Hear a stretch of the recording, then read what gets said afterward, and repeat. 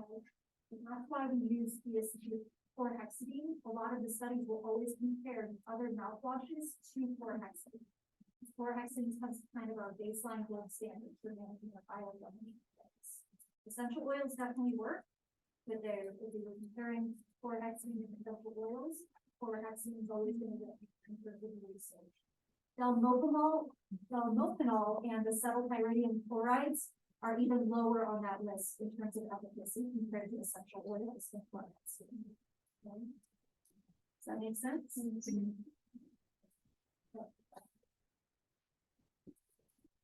All right. Well, I didn't hear any argument. Where is it? Do you have any other questions or anything? The Down syndrome one? Okay. You think it's something like no, there's instruction. Brand instructions. Why wouldn't you give them brand instructions? Why would you, so if you're, let me pull up the questions because you don't remember off the top of my head. No, I'm always not. Yeah. Doesn't really have to.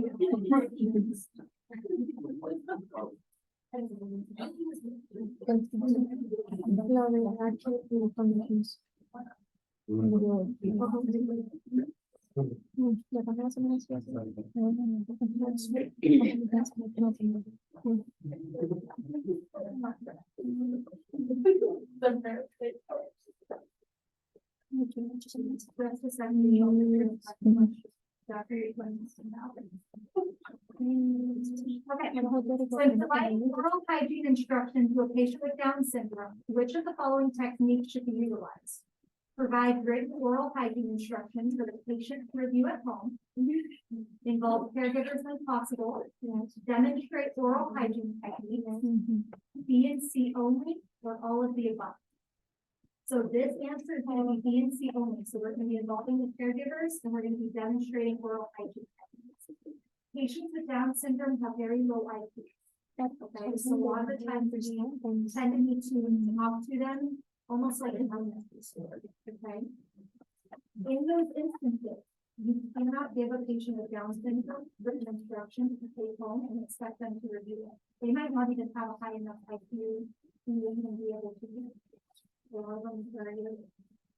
why would you get out written oral hygiene? Porque depende del caso del síndrome de hay por ejemplo cuando uno va a estudiar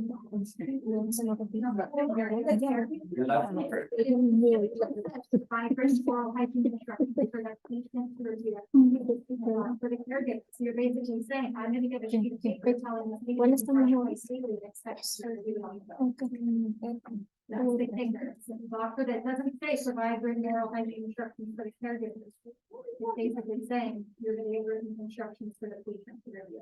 And these patients, we can't assume that they have a high enough IQ to 1, 3, or 2 understanding comprehensive review. So that's why the demonstrations are going to be way better and like coordinating with the patient. If that said provide OHI to the written OHI to the caregiver, absolutely. But because it's specifically said to the patient, they don't have the level of IQ to navigate that. Okay, so something like photos, something like photos, would you get something like that? Like we're not really when I first included, I really would. I don't think that's a good technique to be able to help those type of patients. For them, demonstrations are going to be through and through your go-to. Yeah. What's your question? Possible. So definitely want to do that. And then demonstrate oral hygiene.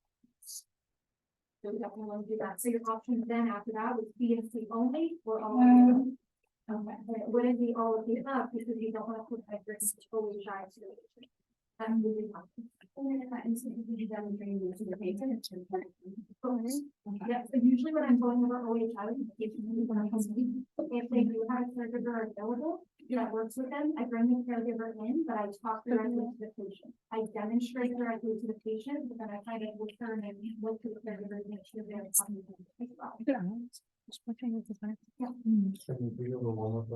Yeah, the one with the where it has shown the picture of the overhang of the margin and the margin.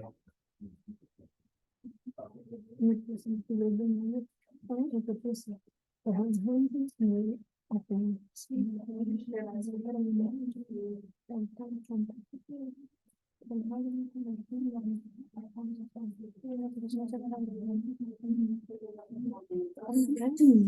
this image, which local risk factors are seen in the radiograph below? And our options are open contact, open margin, overhanging margin, A and C only, or all of the above. So in the case, can everyone see that it's in contact? Yeah. Okay, so that one's a given, right? Let's look at the overhanging margin. Everyone see how this margin's overhanging right here? And because of that, we're actually starting to even see some decay starting to form right here. Okay. So for this answer, the correct response is going to be A and C only. I don't see any signs of open margins here. An open margin would basically be if there was a huge chunk missing from where this filling seals to the tooth and where the enamel starts. I guess I just considered where the K is filling to be like the start of an open margin. Oh, yeah, no, because if you look, if you follow the tooth line right here, this guy here is coming in right in contact with where the restoration is. What you're seeing with this dark area is just a matter of that overhanging margin and decay starting to form right here. So not a true open margin. When we're looking at open margins,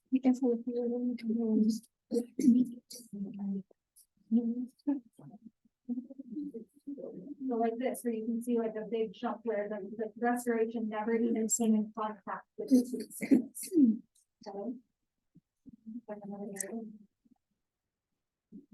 I got a question. Yeah. For an open contact, like, like that, take from to your right, or that one, are those considered open contacts, the Yeah. one in for? Absolutely. So this one, Well, not necessarily that, or to back to it, upon it, any type of open contact is no contact. so if the teeth aren't coming in contact with each other, like right here, see how the enamel's coming in contact? That's what we want. If the enamel's not contacting with each other, it's gonna be an open contact. So like even right here, I would even consider that an open contact. See how you can see clearly a space in between their proximal enamel? Those are open contacts. So these guys are, even if it's very, very slight, they're really difficult for patients. The flash just kind of slips right through. Does that make sense? Yeah. Any other questions? All right. So we good to move forward with the lecture? Okay. Okay, it's funky today.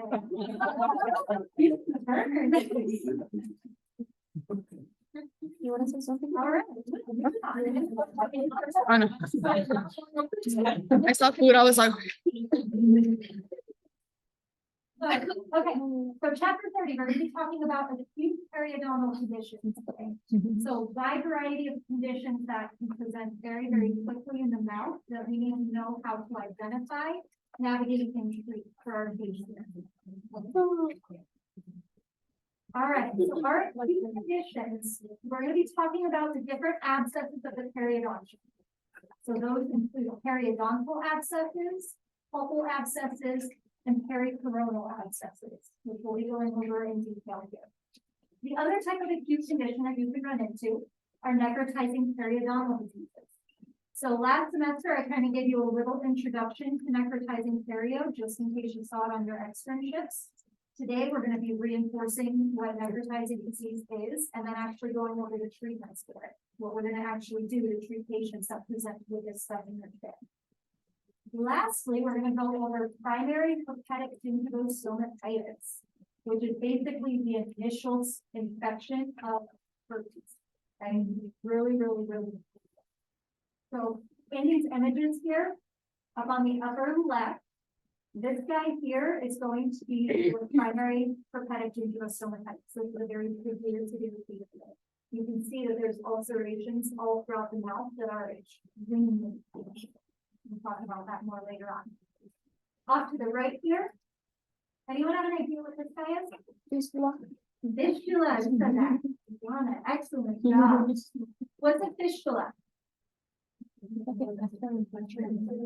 Yes, absolutely. Opening of the abscess. So basically what happens when we have abscesses is it's building up a lot of pressure. We have a lot of separating, a lot of clusters going on in these pockets or even at the periodontal component of the tooth. And that body needs to get rid of the pressure. So what does it do? It forms a little canal exiting out of the oral cavity. And it tends to look like a little pimple. So if you ever hear a patient come into your chair and say, hey, I had a pimple on my gums the other day, it popped and it went away. Well, that's a red flag right there. You need to take x-rays at whatever area we're not concerned about that pimple. Okay, that should always key you into an abscess happening. Talk about that more later. And what's this down here? No, it's magnetizing disease, okay? All right. So general characteristics of acute periodontal conditions. So these are overview characteristics that we can see with many of these conditions. And then once we get into each specific condition, we'll go over even more details that kind of specific characteristics of each one. So generally speaking, we're talking about acute conditions. We're saying that this came on very quickly, very sudden onset of the condition. Not only does it happen quickly, but it progresses very quickly. So that's why it's so important to be able to identify these conditions and treat them very quickly, because if we don't, they're just going to get worse and worse and exacerbate way more and way quicker than it's would anticipate with regular periodontal disease. Okay.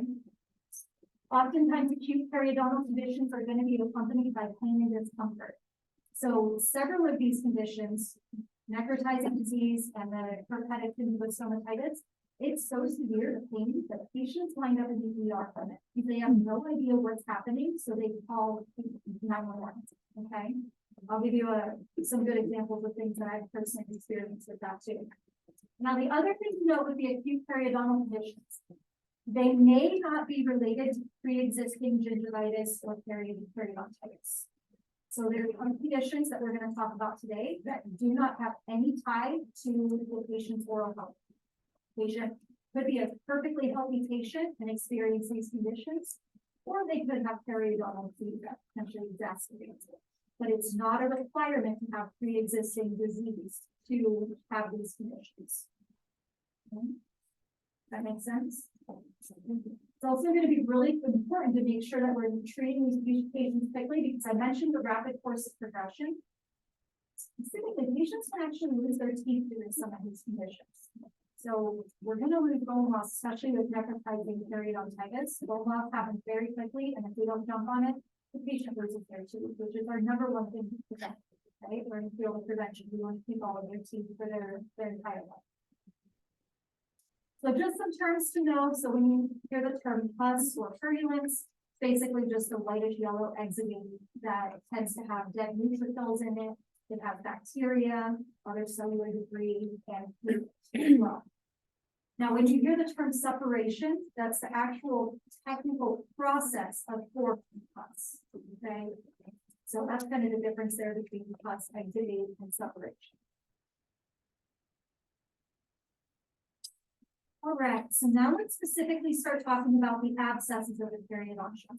So these guys are going to be acute infections involving a circumscribed collection of pus. What I mean by that is it's really localized, and that's why these areas tend to kind of blow up almost like a little ball. Okay, it's a circumscribed region. It's going to be localized within the gingival wall of our pockets. And when we're talking about abscesses of the periodontium, it's in our gingival tissue. Now, there's not really a precise bacterial etiology, meaning there's not one specific bacterial species that we see present with every single type of abscess. That being said, we do know that they tend to contain gram-negative and anaerobic species. Okay. But within the gram-negative and anaerobic, there's not one specific bacterial species that is contributors. Okay. We do tend to see that this bacteria is similar to patients that experience periodontal disease, which makes sense because periodontal disease usually has gram-negative and anaerobic bacteria. They got deep in the pockets, they don't want oxygen to survive. A very similar thing with our abscesses. Questions there?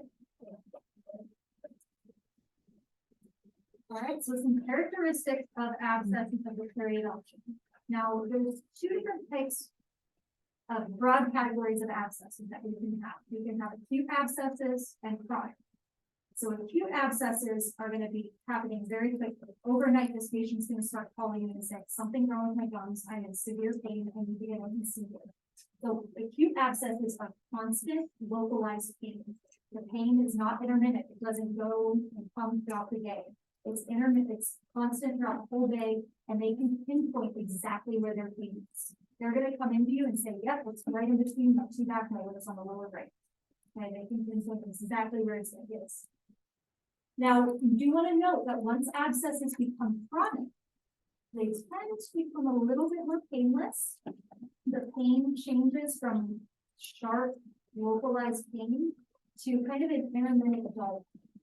Okay, and we'll talk about why that is pretty shortly. Like I mentioned earlier, we have the circumscribed swelling in the periodontium. Okay, you can basically see little balls hanging out in the genitals. The patient may report a bad taste in their mouth as well. And that's just from the exudate plus all that fun stuff happening there. If the abscess is severe enough, it can contribute to mobility. So abscesses do have the ability to eat away at our bones. They have the ability to contribute to action loss. So again, if they go unchecked, patient's going to develop mobility. Or if the abscess of the periodontium goes deep enough and it's actually starts affecting like the PDL tissue, obviously that's going to have an alteration to tooth mobility as well. Now I mentioned bone loss happening. So you take a PA if a patient comes to you and says that they have tooth pain right away, immediate PA. Okay, you have to make sure you're taking a PA. Because if you're not, and the dentist comes into your chair, even when you're in private practice, and you're like, oh yeah, this patient's having pain over here, will you check it out? First thing they're gonna ask is, did you give an explanation? Okay, so don't waste your time having to reset everything up. Take a PA immediately. Okay, you don't need approval for that. Patient that's in pain, take an explanation. And if you see radiographic bone loss that wasn't there before, and they aren't experiencing periodontal disease, that should be a red flag, something else is going on. Okay. Now, the kicker with radiographic bone loss is the bone loss should not involve the tooth apex. Okay? If you see bone loss on a tooth apex, and I think I have a couple pictures to show you here shortly. If you see bone loss down at the apex of the tooth, that is not an abscess of the periodontium. That's too deep down. What could that be?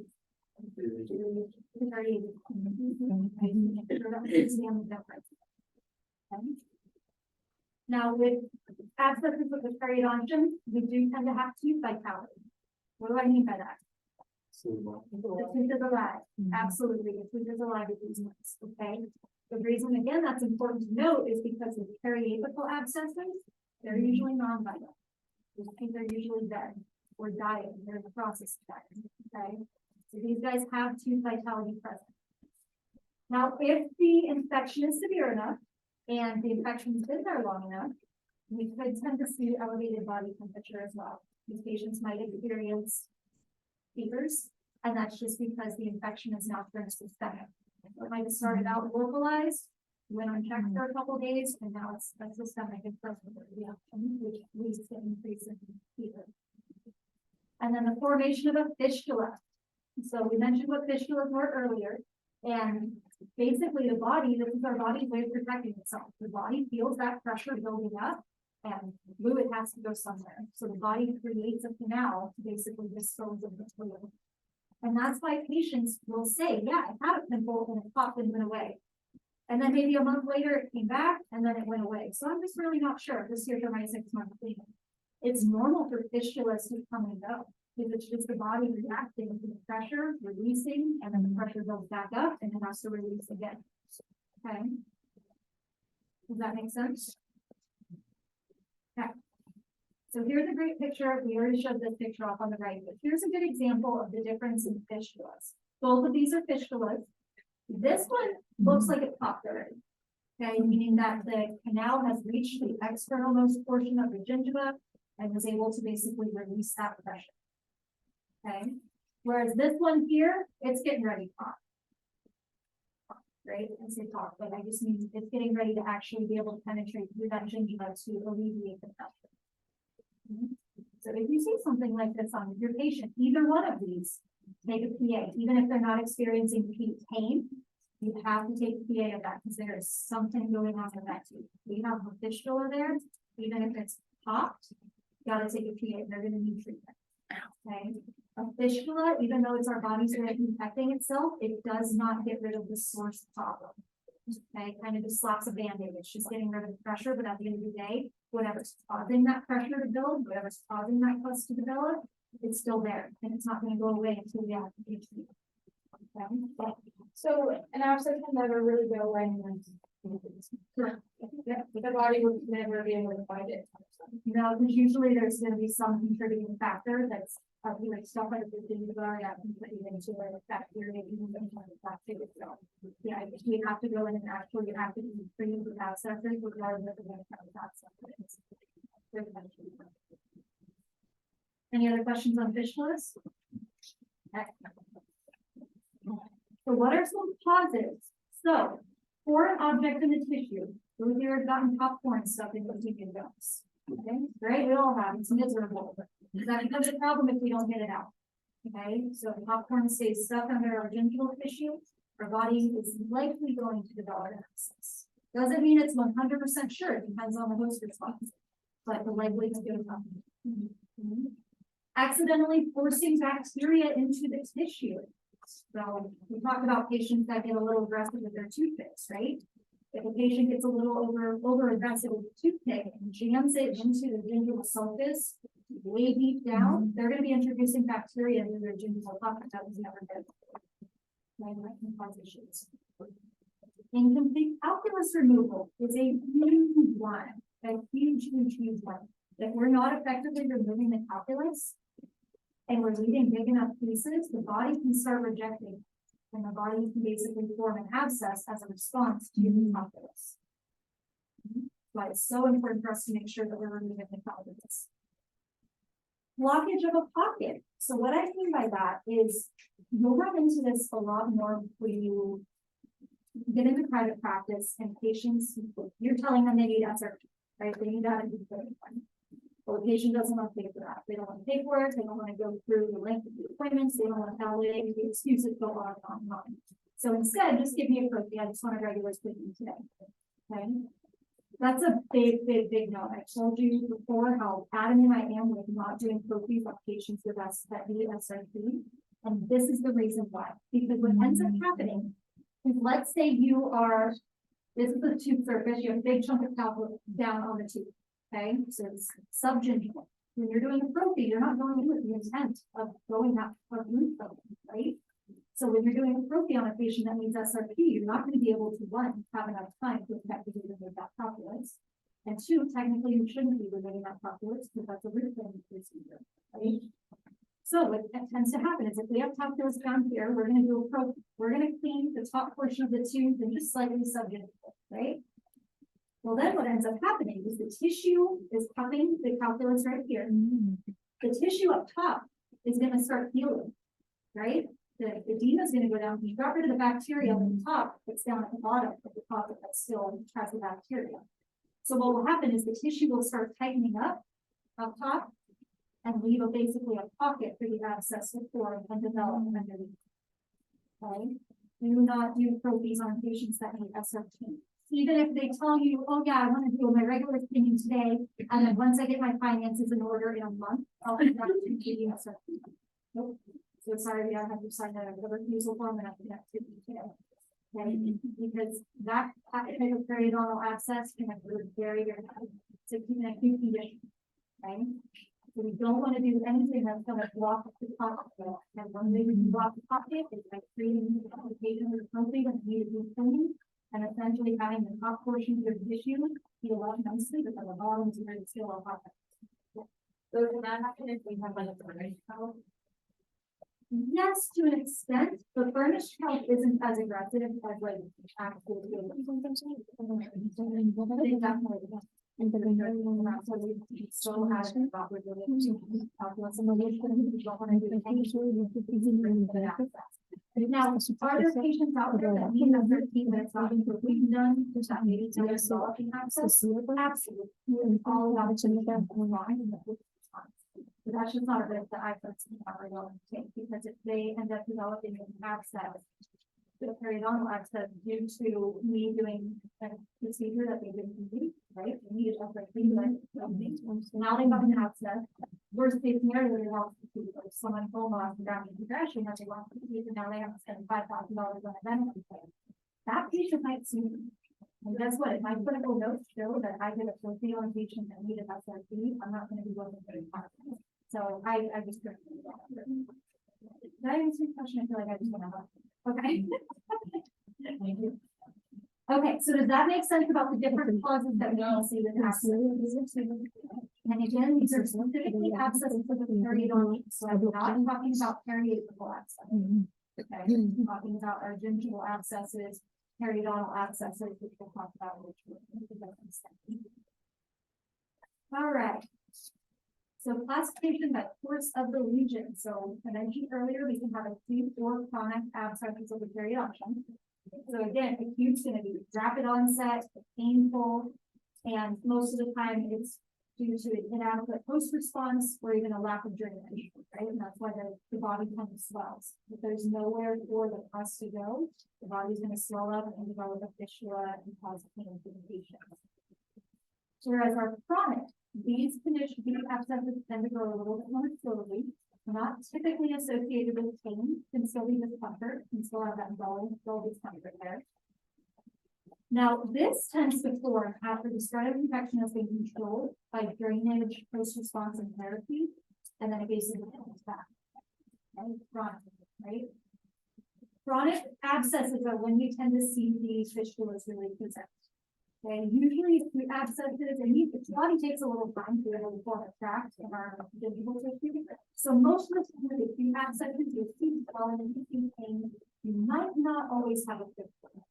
So it might be there depending on the time frame, but it's not 100% always there. Whereas with chronic, the body's had more time to develop that fistula. It had experience on that too, already having abscesses, so the body can already even have time to. Now, because we have fistulas, that basically is going to be resulting in decreased skin level as well, because again, a lot of the pain's coming from the pressure. So if we can get the pressure out of the mouth, the pain's going to go down. Okay. So when we're dealing with chronic abscesses, some patients might not even be aware that they have an abscess. Right? If the patient with a pimple, they're going to come to you and say, I just keep having this pimple pop up. I don't know what it is. Help me out. They don't know they have an abscess. Right? Or with acute abscesses, they're calling it immediately saying something. Okay. Difference between acute and chronic patients. All right. So let's talk about the different types of abscesses of the periodontal. So we have gingival abscesses, periodontal abscesses, and periodontal abscesses. We're going to talk about all three of these today. All right. So our gingival abscess. So these guys are going to be primarily localized to the gingival margin or the interdental control. Really good picture here. Okay, so these guys are not going to involve deeper structures of the periodontal. Usually it's right in the interdental control or right on the gingival margin. That's it. It's not going to go deeper into the Now, this is the type of abscess that can occur in a perfectly healthy mouth. The patient has no history of disease, no history of gingivitis, no history of anything that they develop in gingival abscess. And 9 times out of 10, it's because there was a foreign object that was forced into the sulcus. So your popcorn, right? And the popcorn was forced into the sulcus, never came out. The patient wasn't able to remove it. The body responded to the abscess. And then you're done. So any questions on the gingival abscess there? So here's a good picture of what that guy would look like. So you can see lots of edema right here, lots of swelling, and this patient probably came in and said, I am in severe pain around my pain. I have to get what's going. Okay. But notice how it's just localized at that gingival. Sometimes it can pop up right on the interdental control as well. But it's really not going any deeper than that. Okay. Questions on gingival abscess? Basically, just different locations between these abscesses. Okay. Can it pop when you probe it like that?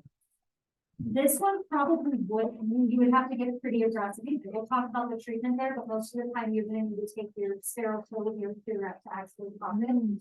So really isn't gonna be the problem. But we can definitely pop the abscesses for sure, and that helps with the drainage as well. Especially if there is an fistula already present, you gotta do something to help with alleviate that pressure. Yep. Yeah, this probably isn't gonna do much. Like, can you tell the basis for, the general information as well? You can, the main difference is the characteristics of what is the patient feeling. Because a lot of the times with like periodontal disease and edema, patients are gonna come to you saying, I'm in severe pain on my tooth, right? But if they come to you and they're like, I'm in severe pain right now and it popped up last night and I don't know what's going on, that's kind of your red flag. Yep.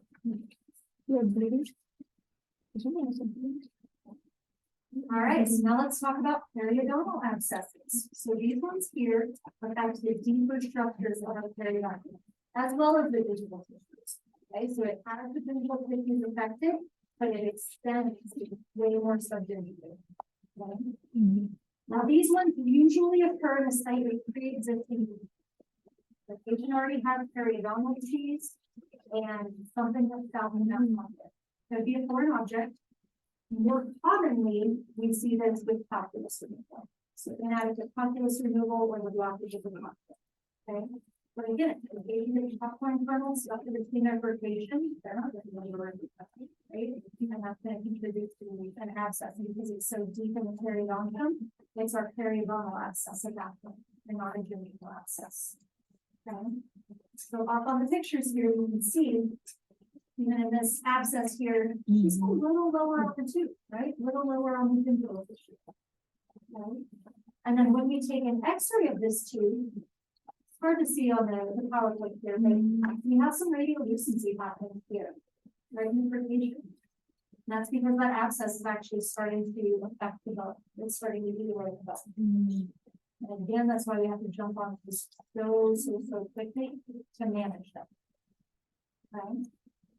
You don't want to lose mobility. Question on the periodontal. Okay, so where is the gingival abscess localized to? Beautiful, and this guy's deeper. The margin, interdental patella for gingival, periodontal, deeper in the periodontium, usually tied to periodontal. We haven't had most of the time. So let's talk about how we're going to treat those two. Now, the treatment for a gingival abscess and a periodontal abscess are very, very, very simple. First step, you have to anesthetize these patients. They're already in pain and they're going to be in more discomfort when they go in there and try to relieve pressure. Okay. Even probing, like that picture of the patient being probed, even that is probably extremely uncomfortable for them to go through. So we really need to administer anesthesia. Okay. We don't want to be doing this without getting the patients numb. Even if they're scared of needles, we have to find a way to talk to them and educate them on why we need to anesthetize them. Because what we have to do is we basically need to establish a path of drainage for the pus. If we already have a fistula there, that's great. We can basically just get our fingers in there and kind of pop it like a pimple in a sense. But if there's no fistula present, we have to do something to alleviate the pressure. And most of the time, what we're going to do is we're going to take the toe of one of our sterile curettes. And this is not going to be a curette that you've been scaling everywhere else in the mouth on. Okay, you're going to get yourself a brand new fresh curette that does not have any bacteria on it.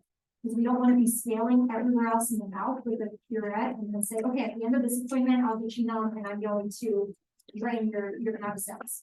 And then you're going to use the same instrument that you just scaled around the rest of the mouth that has bacteria, which once you pop the abscess, it's going to reintroduce more bacteria, further exacerbating the condition.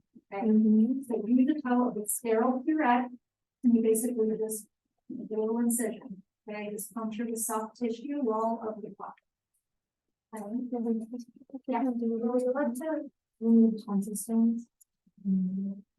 Yeah, absolutely. It's hard though. I've tried to on a couple patients. I've tried to on my husband even, and the gag reflex really like if you're in there with like bunch of applicators like trying to get it out. Super satisfying. We definitely can do it, but it's really difficult.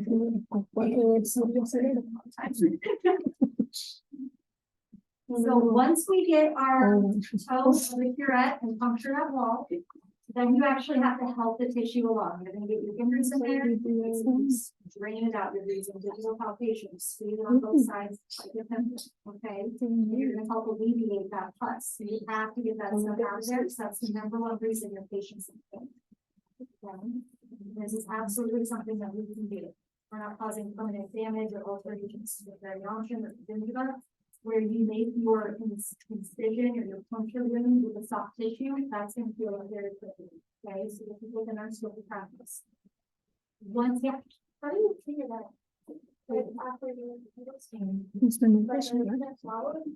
Oh, no, I usually use a lot of suction. It tastes nasty, but it's nasty for sure. So you definitely want to get some suction in there, and as you're doing it, take breaks. Okay, get it out of there, rinse it really well. Okay, great. Exactly, and what you'll do is you'll actually see the bulge, but where the infection is, it's gonna go down and become flush. And that's what you're looking for. You'll get to a point where it's 20 minutes done. It's like, you said, you will find your little thing, it's not enough in there, just put it on.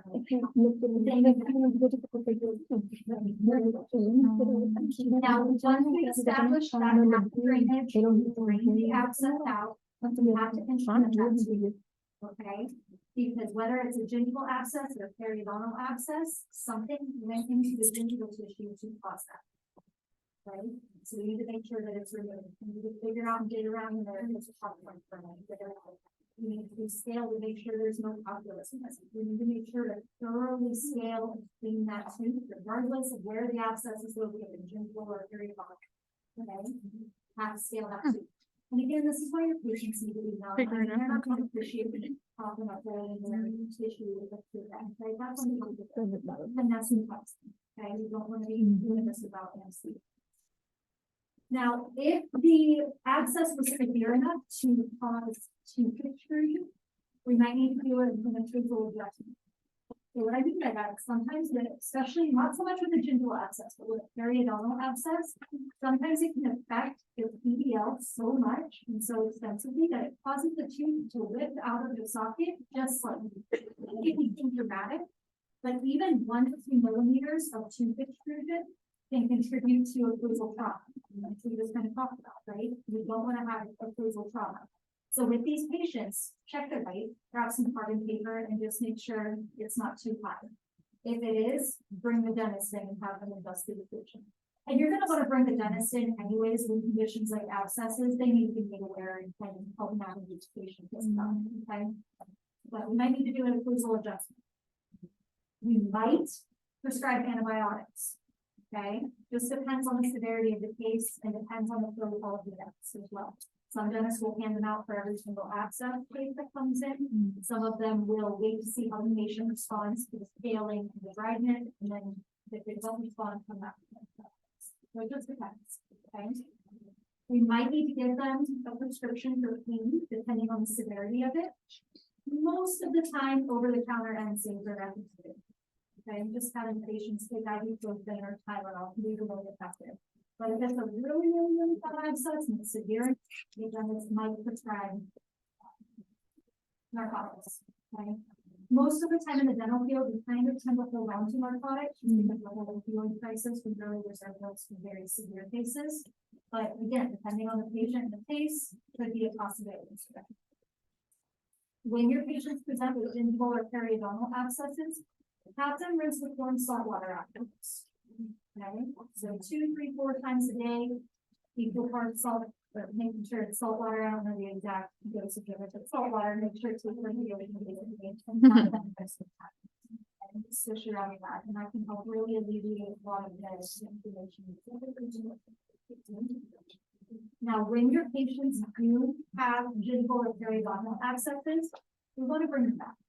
Okay, we need to schedule a reevaluation just to see how things are doing. Just like with everything we do when it comes to periodontal disease, we bring them back for a reevaluation to assess their healing. Okay, and most of the time we're going to want to do periodontal assessments at that point in time as well. Probe them, make sure everything looks stable, make sure we don't lose too much attachment loss or any things like that. Okay, that makes sense. treat these guys? Any questions on that?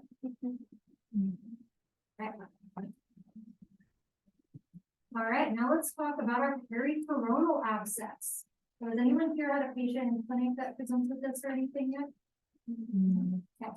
These ones are pretty common, right?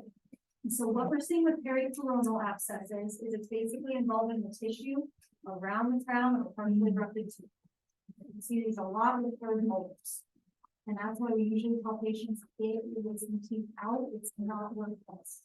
Okay? Because what tends to happen with this is basically the bacteria will kind of hang out right underneath that tissue. And it's very difficult for patients to treat it. And so there's your foreign object right there. Plaque, bacteria, food debris hanging out under here, and the patient can't clean it out, so the body's going to respond by developing an abscess. Okay?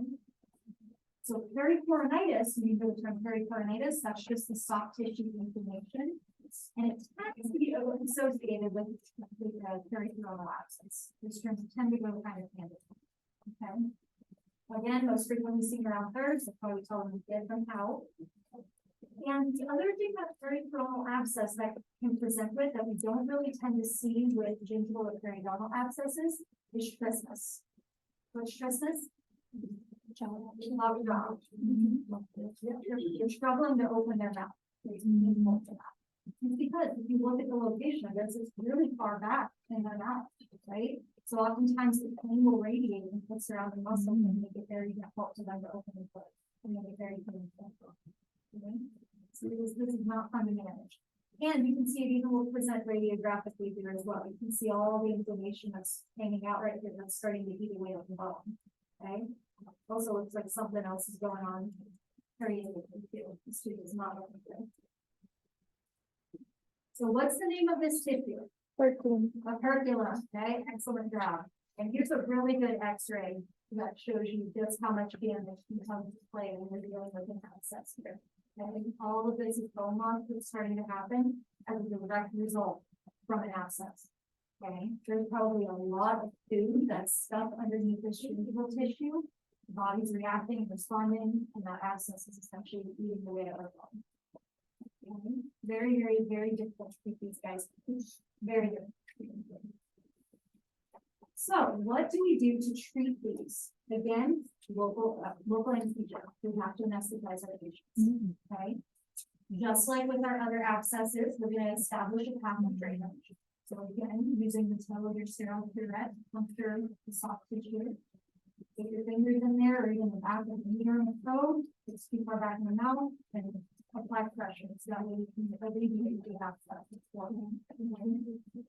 Now, this one might be more difficult to drain just due to the anatomy. That's why I was saying maybe grab your mirror and throat if you can't get your hands in the back that far in the patient's mouth. Grab your instruments and see if you can kind of help facilitate that drainage with that. Now, with pericoronal abscesses, just like with our gingival and periodontal, we wanted to grab the area. Okay? So same thing, we're going to be basically dividing the gingival surface of these guys. So what you're going to want to do is you're going to want to actually take your throat, or you can use it through whichever you have something to work, but you want to basically lift up that operculum. And when you lift up the operculum, you're going to see a boatload of food in out. Okay? It's really, really wild how much stuff can get passed in there. And you have to think when you're eating with like your regular dentition, your saliva can come in and be able to wash away a lot of that stuff. But with our pericoronal abscesses, the food basically becomes passive under that operculum, and saliva is really not going to do anything. Okay, so that's how the body responds, but with an abscess. So you're going to lift up that operculum. You're going to want to irrigate first. Okay, save yourself some time, get some chlorhexidine in the syringe, and irrigate in these areas. Okay, and you're going to see a lot of that debris flushing out. Okay? Then you're going to want to go in and actually scale on those surfaces. Try and get to the distal if you can, but sometimes it's not possible depending on how far erupted your tooth is. But we really want to clean that distal surface. Okay. You can even get your Cavitron. It doesn't even have to be hand instrumentation. Get your Cavitron in there and start writing the infusion. Then once you're done with the debridement, everything looks good. Do one final rinse of irrigation, just to make sure nothing else hanging out. Okay. Just like before, we might recommend antibiotics depending on the case. We might recommend narcotics. Most of the time, NSAIDs are given up for as well. Saltwater rinses for sure. And definitely schedule a follow-up appointment again. We want to make sure that we're reassessing the area, making sure that the lab, the return, the access to the body. Okay. Now, with periodontal abscesses specifically, once the abscess has resolved, we need to really look at what we're wanting to do long-term for this patient. Obviously, no matter what we do, that's going to be difficult to clean if we just leave that in there for the rest of the patient's life, right? So now we need to start looking at having a conversation with the patient about either surgically removing the gingival tissue, which we obviously can't do, that would be the dentist, but surgically removing this, or even better, if it's a third molar, extract them, get them out of there. Especially if it's partially eruptive in an adult patient, why are we holding on to them? They're just going to cause an issue. Okay, so most of the time at that re-eval appointment, once we see that things have healed, the dentist is probably going to come in and talk to the patient about getting those bad boys out of it. Okay, or if the patient's completely adamant about keeping their teeth, which there are some patients like that, we'll just talk about surgically excising them. Okay. Any questions on that? Through two more slides, and then we'll be too longer. Okay. So periodontal abscess versus a focal or periapical abscess. I just kind of want to give you guys a brief intro to this, just to make sure there's no clarification needed on the difference. So with periodontal abscesses, hold vitality, it's alive. Okay. And the bone loss that we see as periodontal abscesses is going to be presenting as an angular defect.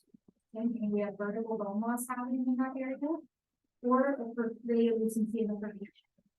Okay. In the cases that I've seen clinically, periodontal abscesses, I've always had them in the furniture. They have patients who are present. I think we actually have a patient in clinic that has a referred periodontal abscess and dislocation as well. We really don't see bone loss, horizontal bone loss, as a result from periodontal abscesses. Usually will be angular defect or an amputation. Okay? And again, we're having to localize constant pain with periodontal abscesses. Now, our focal abscess or periapical abscess, basically what's happening here and what the cause is we have infection of the heart. So this guy happens when the patient has decay that's not a little too deep. Okay? They let it go for a period of time, and now it's completely progressed through the dentin and has entered the pulp chamber. And once decay touches that pulp chamber, it's done. There's no going back. And that's why, again, we want to make sure that patients are going through their restorative needs. Because I've seen patients that have come to me that just needed a filling on the tooth. They let it go for a year. Jump off the bandwagon basically, and come back a year later, and that tooth needs a root canal. So that's why it's so important to stress the importance of getting decay treated, because we don't want this to happen. So when the pulp becomes affected, your tooth starts to die. So the patient either going to be in the process of the tooth dying, or the tooth is going to be dead already. So what I mean by that is that means we have no vitality. I mean, sometimes patients will still have a little bit of sensation on that tooth, and that's just because it's in the process of dying. If the whole pulp chamber is completely infected, it's dead. Okay. We usually are going to see, not usually, we're pretty much always going to see bone loss at the apex of the tooth. Okay, so if you see bone loss down at the apex of the tooth, you have got to get the dentist immediately and let the patient see it too. Okay, I'm seeing something different, like with a little bit different. Have you had any pain? Do you have any history of pain in this area? What you might find patients say is they'll say, oh yeah, that hurt like 8 months ago, but I don't feel it now. It's fine. Well, it hurt 8 months ago when it was dying, but now it's dead, unfortunately. Right? So it's really important to talk to the patient about this and kind of inquire if they have any history of discomfort. Now, when we're dealing with periapical abscesses, it's very difficult for the patients to localize. So with our gingival abscess, as I mentioned earlier, the patient's going to come into you and tell you to point exactly where their abscess is. It's crazy how pinpoint bound they are. When patients come to you complaining of pain and it's due to a periapical abscess, they're not going to be able to pinpoint. So what I mean by that is they could say, oh yeah, somewhere on my lower left side, but I can't tell you where, because this whole side hurts. Or I even have patients that have a severe enough periapical abscess where they're like, it's somewhere on my left side of my face, but I can't tell if it's top or bottom. Right? Because the pain tends to kind of radiate, it's dull, you know, with sharpish pain, that can really kind of localize exactly where it's at.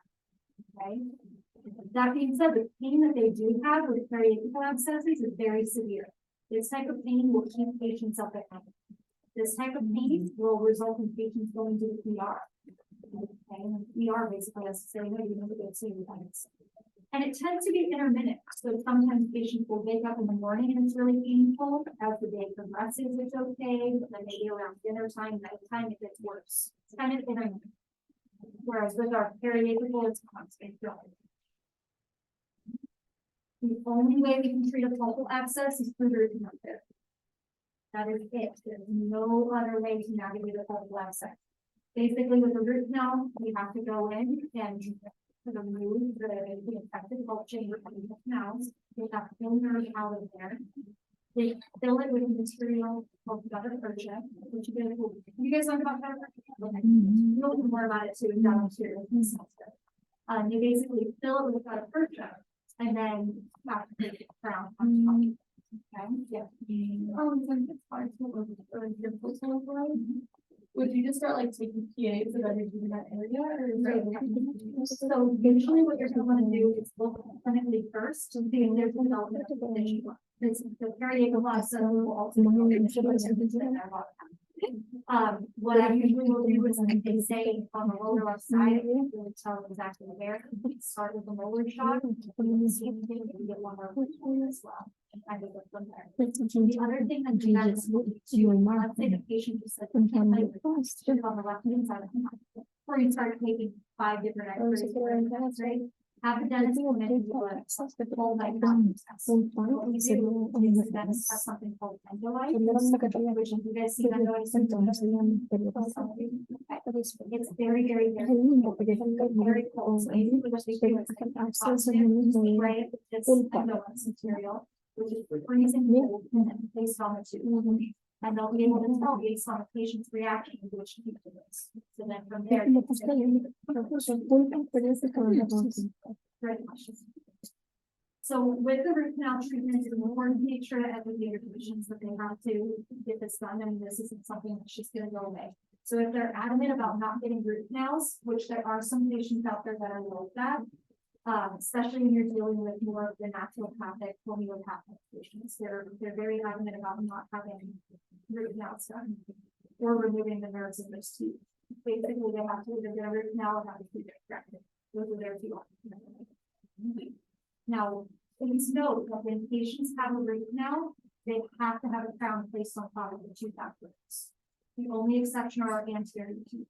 With our posterior teeth, basically what's happening when we remove the nerve of the tooth's dead. Okay, it's not.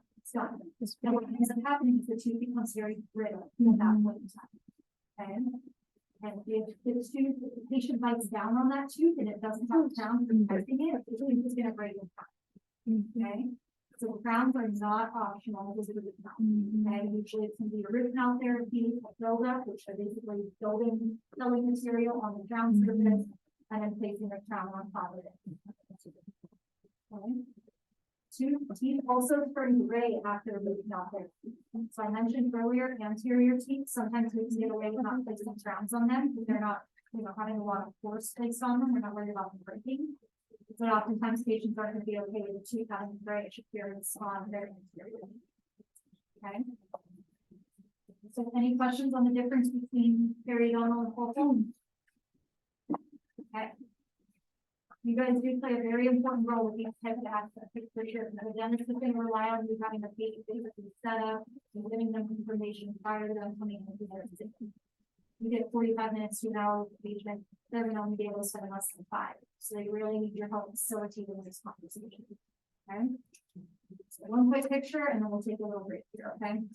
So here are some examples of periapical abscesses here.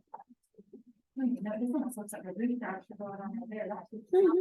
But down here, see this radiolucency? That is not normal, okay? If you see that on an X-ray, show your patient, and give them a heads up. I'm worried that this tooth is infected. I'm gonna have the dentist come in and take it. Okay? This one here, I really love this image because this actually shows you. We have recurrent decay happening around this crown. For whatever reason, it didn't get treated, or maybe the patient hasn't been to the dental office in a long time, and look how much it grew up. Okay, so on X-rays, even the decay being this close to the canal, it's close enough for it to become a root canal. Okay, and because of that, because of this decay, we're now seeing the abscess forming. Okay? This is no good. When the decay is this serious, this tooth might not even be stable. Okay, because if you look how close it is to the bone. And we mentioned biologic width, right? So if you go down and remove all of this decay and try and do a root canal, we're gonna also have to remove some of this bone to give us enough width space to place the crown on top of that tooth. Okay. This is gonna be a heroic save if we have to do that. Okay. So everyone comfortable with periodontal people? Okay, let's take a 5-minute break. Let's come back at 3:37. Okay.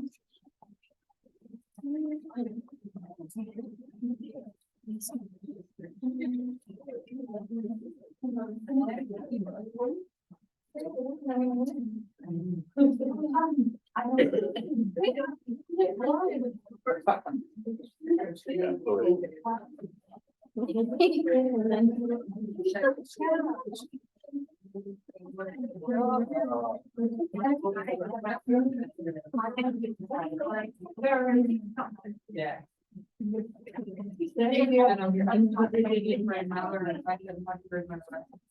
I got, oh my gosh. With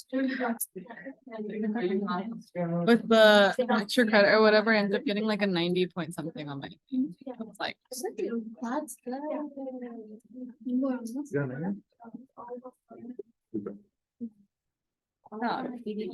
not the B word on my Zoom. I'm recording it. Oh. It's okay for me. It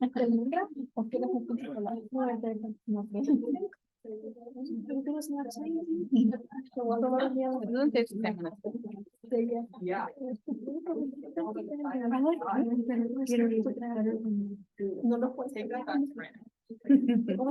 I like it when it's slightly frozen.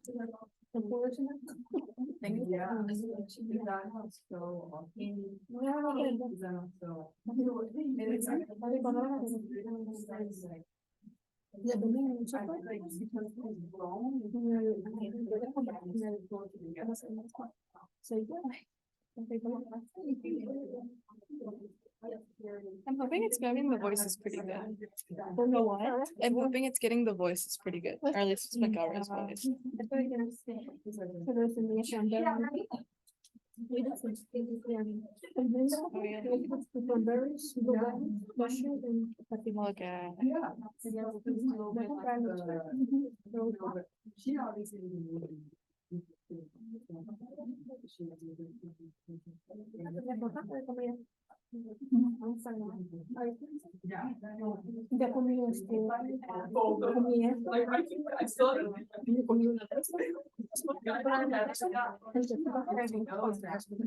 Look at. Look at that diamond. So they've been winning? They've been winning? Yeah. I think they won in the Dodgers. The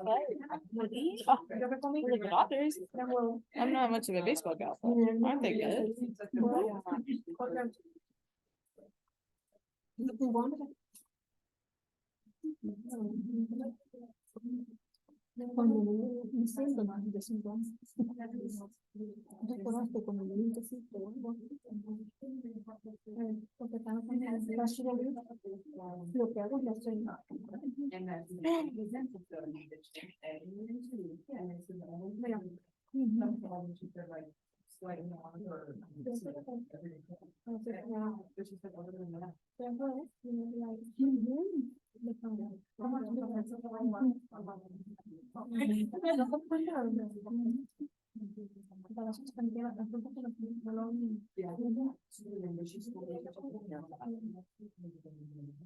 Yeah.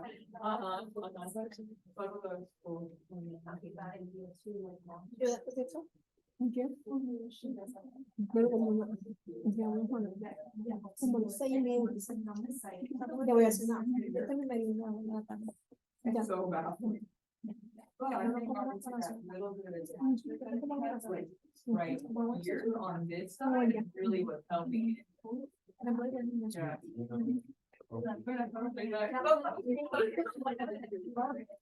Aaron Cook, Aaron Cook.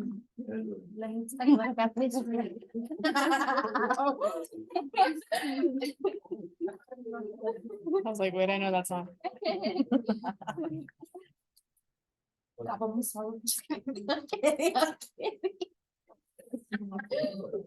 Is she? No. Connect. Yeah, you got it's with all the I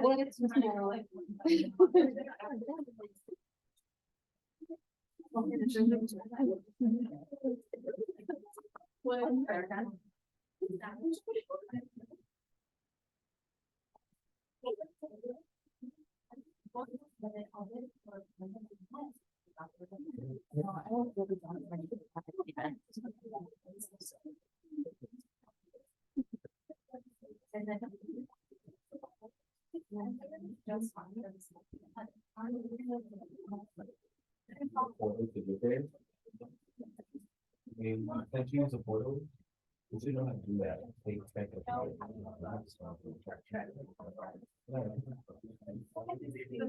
You hear that?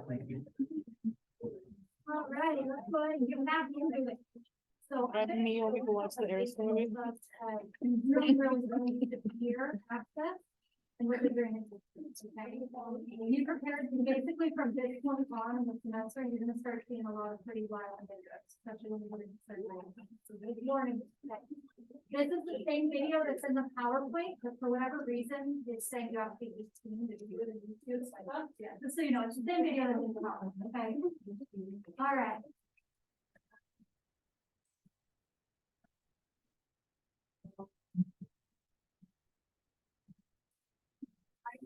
Oh. We do it again. I know. Do it again, do it again.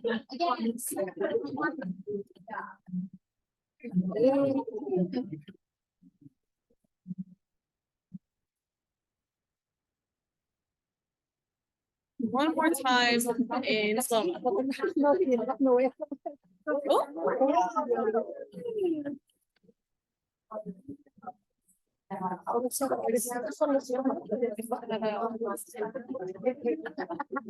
Lily, look at the look at the group chat.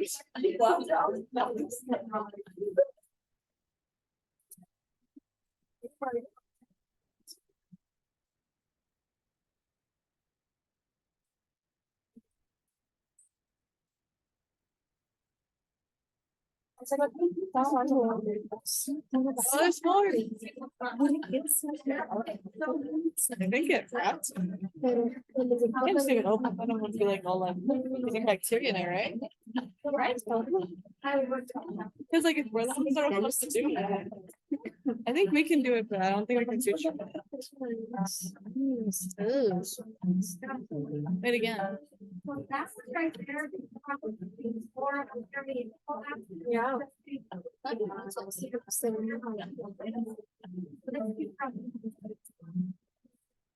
See. All right.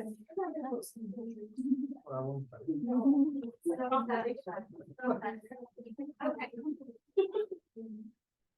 Yeah, you guys wanna watch that video again? All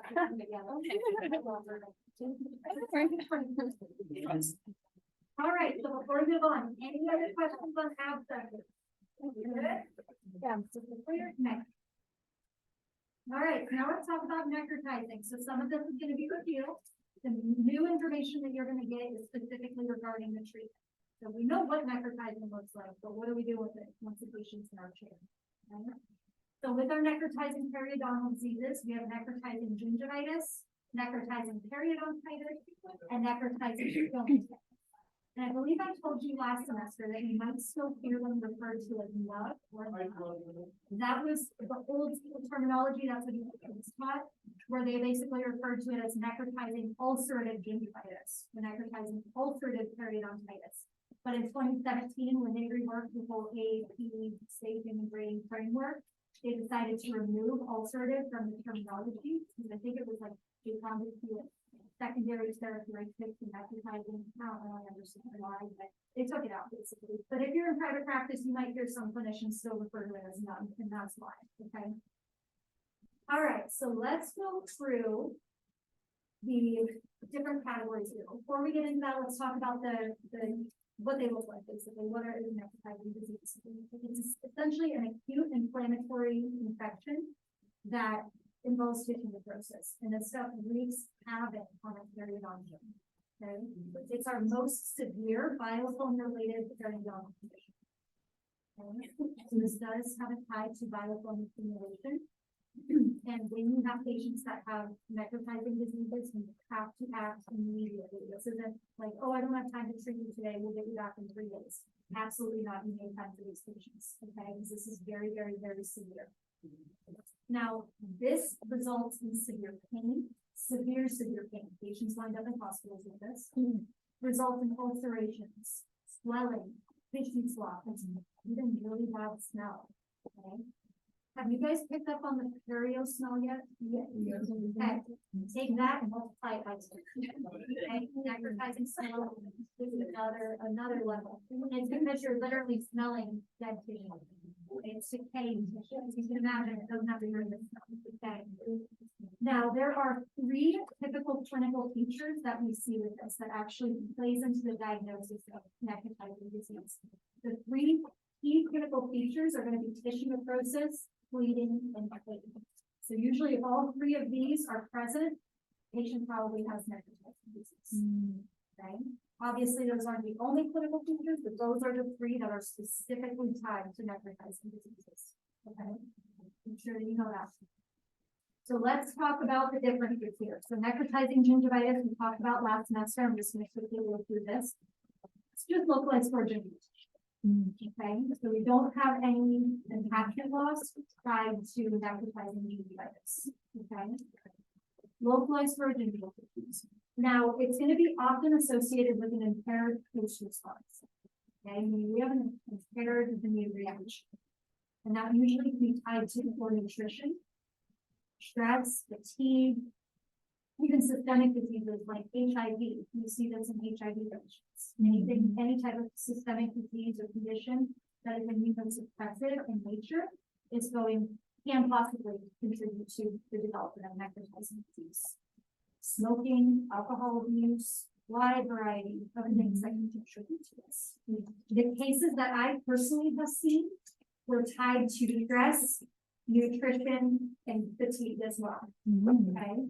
So it just depends. I think one of my patients actually is smoking too, but it can be a wide variety of things. So usually you need to ask, you have to talk to your patient, figure out if they've had any more stressors in their lives. Are they using tobacco? Are they excessively relying on alcohol? Do they have any underlying conditions?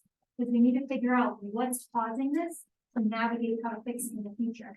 Because if we treat it, but then the patient's still stressed out and they're not eating right, it's likely going to come back pretty high. Okay. So this necrotizing diseases, necrotizing gingivitis is always going to be associated with spirochetes and fusiform bacilli. Okay. Now we don't know if bacteria is the primary cause of this. What we do know is that when patients have been engaging in research studies that have necrotizing disease, we see that spirochetes and fusiforms are present. But it doesn't mean that it's the direct contributing factor. Usually it's more tied to the host response. Okay. Now we tend to see a higher prevalence among 20 to 30-year-olds, but it can occur in any age group. Okay. 2 of my patients that I've seen 3 people total with necrotizing. 2 of them have been in this age group. The other one was only 8 years old. Okay. Yes. So it can occur in any age group. Now, it has a higher prevalence in developing countries, especially in children. So that 8-year-old that I saw with necrotizing was when I was in India on my externship. So it's a developing country, they don't really have access to high levels of nutrition. And in her case, that was exactly what it was, just a lot of malnutrition basically contributing to this, okay? So you wanna make sure that you're not just looking at 20 to 30-year-olds, okay? It can truly occur in anyone. 20 to 30-year-olds are kind of more common. Okay. Questions on that? All right, so characteristics of necrotizing gingivitis. So obviously pain, tissue necrosis. We talked about punched out papillas last semester. Basically, when the interproximal papilla just looks like it has a crater that was dealing with it. Okay. Pseudomembranes are present. So it's basically this grayish, almost tissue sloughing that's happening. Okay. And that pseudomembrane is consistent of dead cells, bacteria, and other oral debris. Okay, so just kind of a collection of all types of fun stuff. Now, what you'll find when you're treating patients with necrotizing gingivitis is when you remove that pseudomembrane, which we do have to do, unfortunately, we'll talk about that here next. It is raw connective tissue. Okay? And that right there is why that right there is why necrotizing gingivitis is so painful, because these patients have their raw connective tissue just exposed to their oral cavity. Okay, it's like taking out the outer layer of your skin. That's going to be uncomfortable, right? Anything you brush up against that is going to be painful. Amplify that times 10. It's very, very, very painful. And because of that exposure of raw connective tissue, we tend to see very, very pronounced or even spontaneous bleeding with these patients. Okay. All of a sudden they'll start gushing blood, which is because that connective tissue is being manipulated and shown. We're going to have halitosis, like we mentioned earlier. It's dying and decaying tissue, not going to smell the best. Okay. They can present with swollen lymph nodes as well. Oftentimes, necrotizing gingivitis tends to take on a systemic approach with inflammatory response. And so these patients will have swelling. Okay. They can tend to be fatigued as well. Nowadays, they can be very, very worn out and tired. And oftentimes that's also a part of their contributing factors. Are they really stressed out? Are they sleeping enough? Are they eating enough? Because if they're not, that can lead to necrotizing diseases, which is going to make you feel fatigued, right? And they can even develop a fever as well, like we mentioned earlier. If it becomes systemic, they're going to have a fever. So most of the time, these patients don't call the ER because they don't know what's wrong with them. Their whole body doesn't feel it. They feel like they're sick. And then they also have oral pain on top of it. One of our patients we actually saw last year in the clinic was referred from the ER to our, because she went to them and was like, I'm in so much pain, what do I do? And they gave her antibiotics, they referred her back to our treater, and so one of our students, last year, we gave her treatment. But very, very, very painful, very, very, very severe. Okay. The other thing too with the pain is we're already worried about what the possible causes of it, right? In terms of nutrition, in terms of stressors on the body. Imagine if you're in this much pain, are you going to want to bite into a hamburger? No. Are you going to want to even drink water? No. And so that becomes an even bigger concern as well, because these people can become even further malnourished while they're experiencing this condition. Okay? Very, very, very nasty. So what are we going to do to treat it? This guy here basically takes 3 different appointments in a matter of 5 days. Okay, so within 5 business days, we're going to see the patient 3 different times. Okay, the first appointment, what we're going to be doing is we're going to go in and try and remove that pseudomembrane. Okay, we're going to do this very gently because it's very painful for patients. Okay, so usually what we're going to do is use some irrigation, irrigate, and use moist cotton to gently remove that pseudomembrane. Okay. They're going to be uncomfortable though, and unfortunately, because necrotizing gingivitis tends to, it's not going to be localized in one area. If it was, that'd be great. We could anesthetize and call it a day. But since it tends to be generalized, we can't really anesthetize them. So we have to move very, very, very slowly and very gently, very light handed. Okay? So we're going to remove that pseudomembrane. Once that pseudomembrane's out of there, it's going to help the tissue start stimulating healing. The tissues really struggle to heal and repair itself with the pseudomembrane present. So we have to get it out of there. almost like a burn thing, where when, I don't know how familiar you guys are with burn victims, but when someone has severe burns, and they're actually in an intensive burn care unit, the nurses have to go in and actually remove the scab and skin, right? And because if that's not removed, the tissue is not gonna regenerate properly. It's very similar mindset.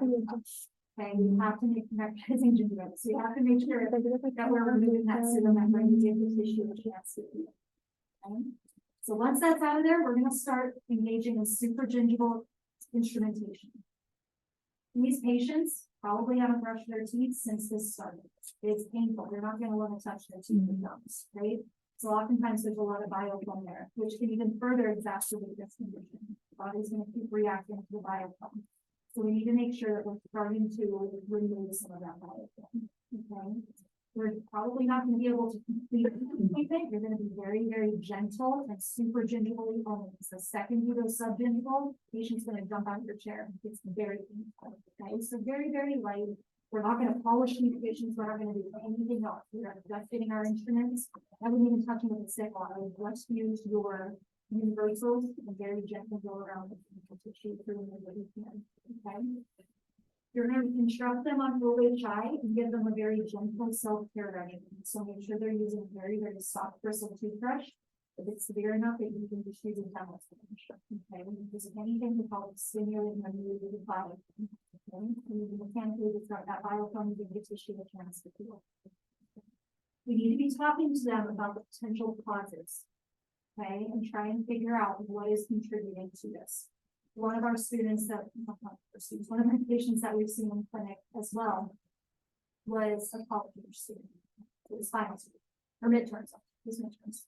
So obviously stressor was a part. He even admitted to not eating well because again, in college they were just gonna be all around them, right? So you need to make sure that you're figuring out what possibly have contributed to this and educate them on that, okay? So first and foremost, making sure they're getting enough fluid. We need to make sure that they're drinking, okay? Because if they're not, and they're not increasing their fluid intake, that's the stressor on the body, okay? We don't want any more stressors on the body systemically. We need to make sure that they're getting enough rest, right? We need to make sure that they're sleeping. There's no pulling all night for patients with recognizing gingivitis. The body needs an opportunity to relax and recoup from this, okay? Like I said, reducing the stressors if possible, and definitely don't have them engaging in any physical exertion either, which most of the time patients aren't going to say, oh yeah, I'm going to go work out first thing in the morning tomorrow because they're feeling it systemically. But just make sure that they're not running a marathon too. Okay. If they do use tobacco and alcohol, you got to talk to them about cessation. Okay, because if they continue using it, it's just going to continue to contribute to their conditions. Okay. We're going to recommend NSAIDs to manage the pain. Usually we're not going to be giving out narcotics for this, okay? Usually it's just going to be NSAIDs. We're going to want to prescribe them chlorhexidine. Chlorhexidine, we just talked about it. We're doing that exam. It's our gold standard for management of biofilm gingivitis.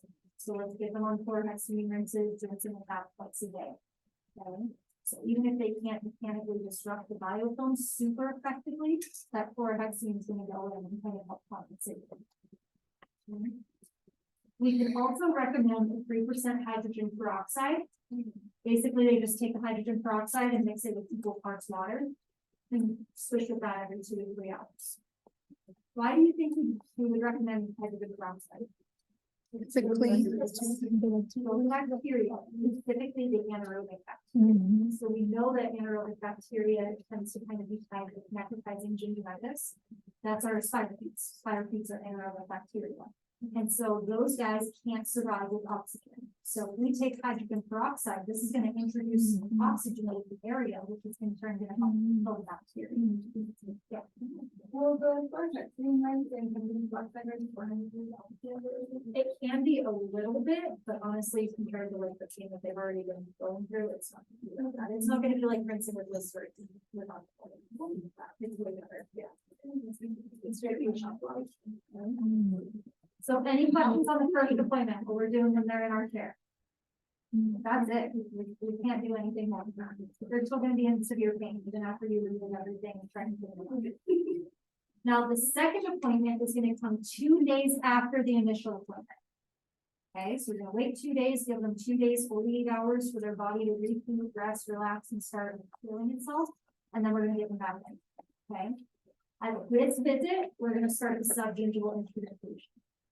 Usually, we're not gonna have to worry about removing the pseudomembrane. It usually doesn't develop, come back basically within 2 days. If it is there, make sure it's removed.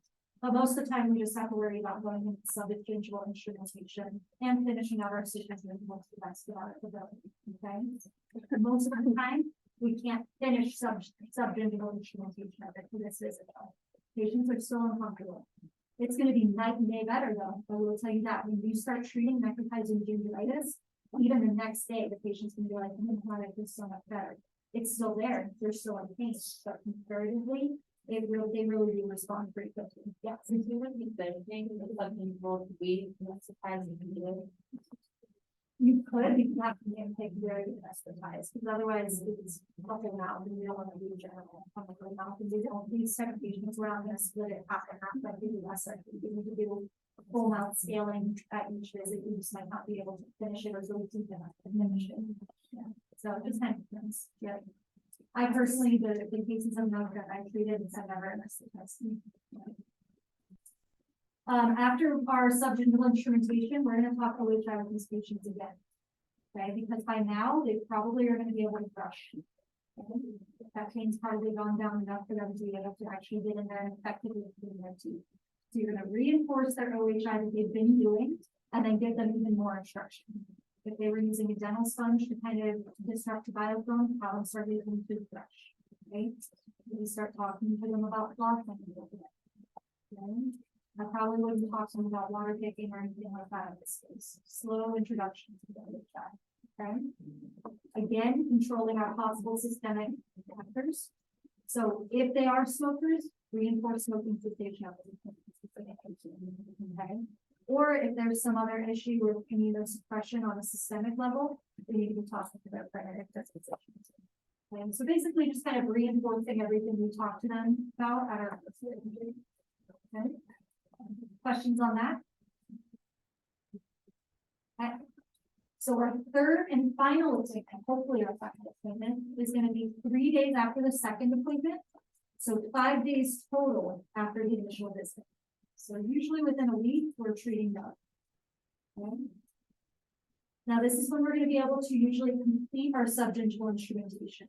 At this point in time, the patient usually has enough relief of their symptoms that we can completely scale the base of this. Okay, so we really want to make sure that we're doing a thorough cleaning at this third appointment. We need to make sure everything's out of there. Okay, because at this point in time too, you're gonna, like I mentioned at the second appointment, they're already going to be feeling that can get better. By the third appointment, they're going to be like, oh, this is fantastic. You saved my life. This is amazing. Okay, so you want to make sure that you're seeing the signs of resolution. Okay, after by the third appointment, they should for sure be showing signs of improvement. And if they're not, we need to bring in more help. We need to refer them out to periodontists or someone else to something else is going on. Okay. Again, provide further counseling. So notice how the counseling is on all three of these appointments. It's a big deal. Okay, because if we're not properly counseling them, they're not going to be able to prevent this from happening again. We don't want this to recur. Okay. Now, if the patient fails to respond, systemic antibiotics might be indicated as well. Okay. Now, I mentioned that in the third appointment. There are some dentists and some periodontists out there that, depending on the severity of disease, will administer antibiotics at the first appointment. It just depends on the patient case, okay? But we already learned we want to try and be conservative with antibiotics if we can. And we do know that patients can respond to treatment without antibiotics. Okay, but if at the third appointment they're still not responding, antibiotics might be recommended. Okay, that makes sense. Any questions on how to treat this yet?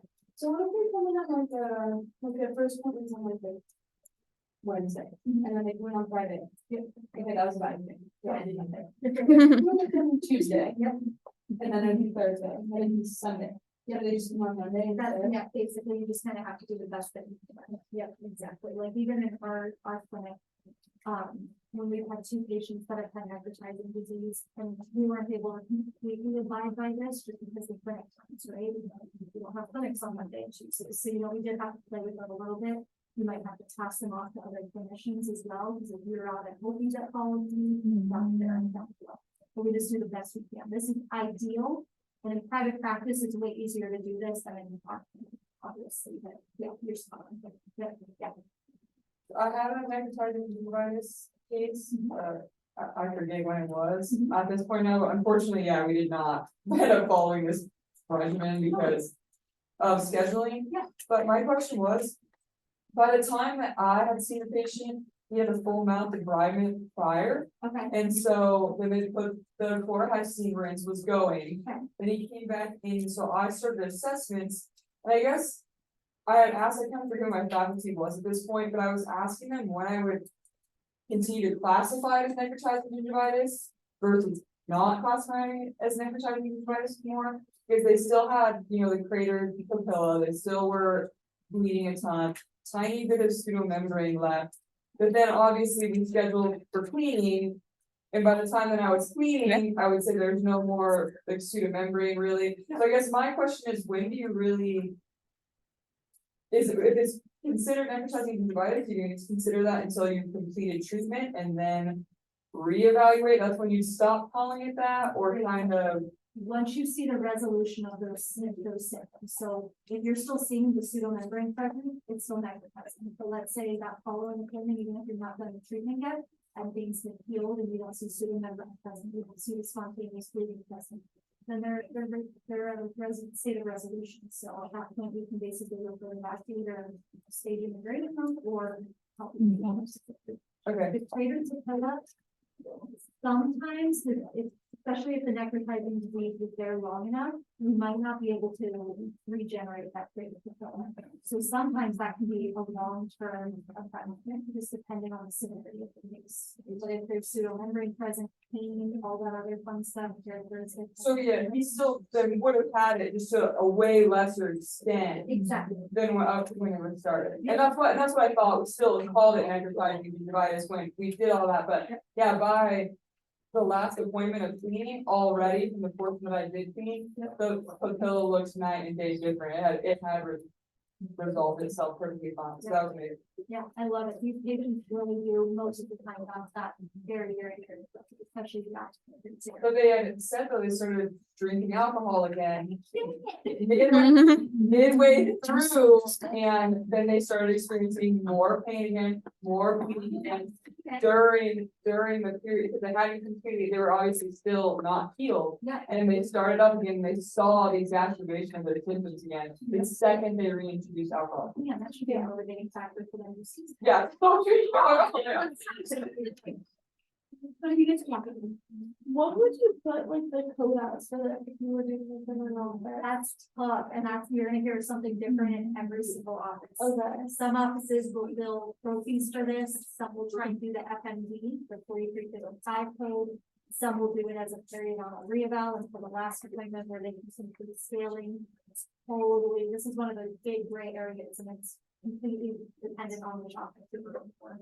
You know, so if you do run into that, I would talk to the dentist before engaging in any treatment, making sure that we're on the same page with what they're wanting to do as well, and then talk with the front office about how to. Yeah. Obviously, everyone's like insurance is different, but if they're coming for so many appointments and you're charging out for FND or periodontal or whatever a couple of times, is the insurance like covering that? No, so that's what gets tricky is most of the time when they're billing out one of those codes, they'll either do it on the first appointment and then just kind of throw a bone with the subsequent appointment, or wait until the third appointment and bill it out. Sometimes some offices will get creative and they'll start charging for like the irrigation codes and things like that, just to get some production for the day. But usually they're not gonna bill out an FMD on all of the 3 of these appointments, because then insurance won't cover it. They cover it once. And then would they do, let's say after you finish the scaling, you bill out like for whatever that is, would you do a 43, 46?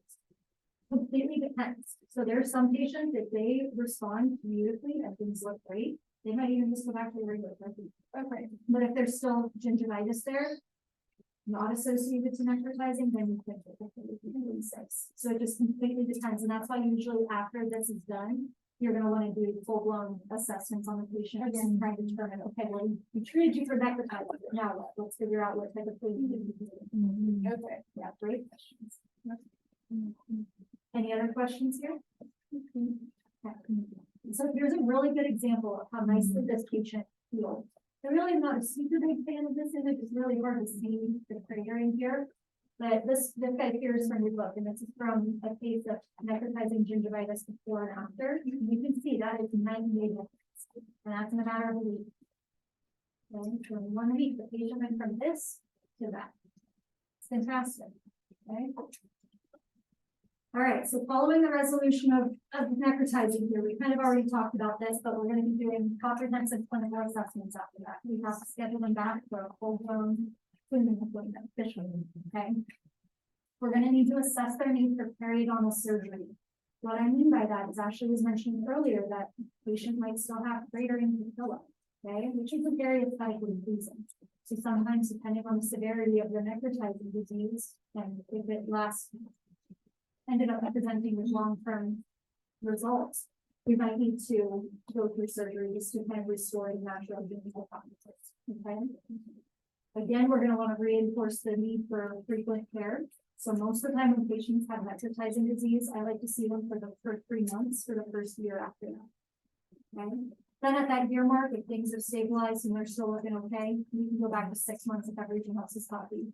But during that first year, I want to keep a very, very close eye on them to make sure it's not coming back.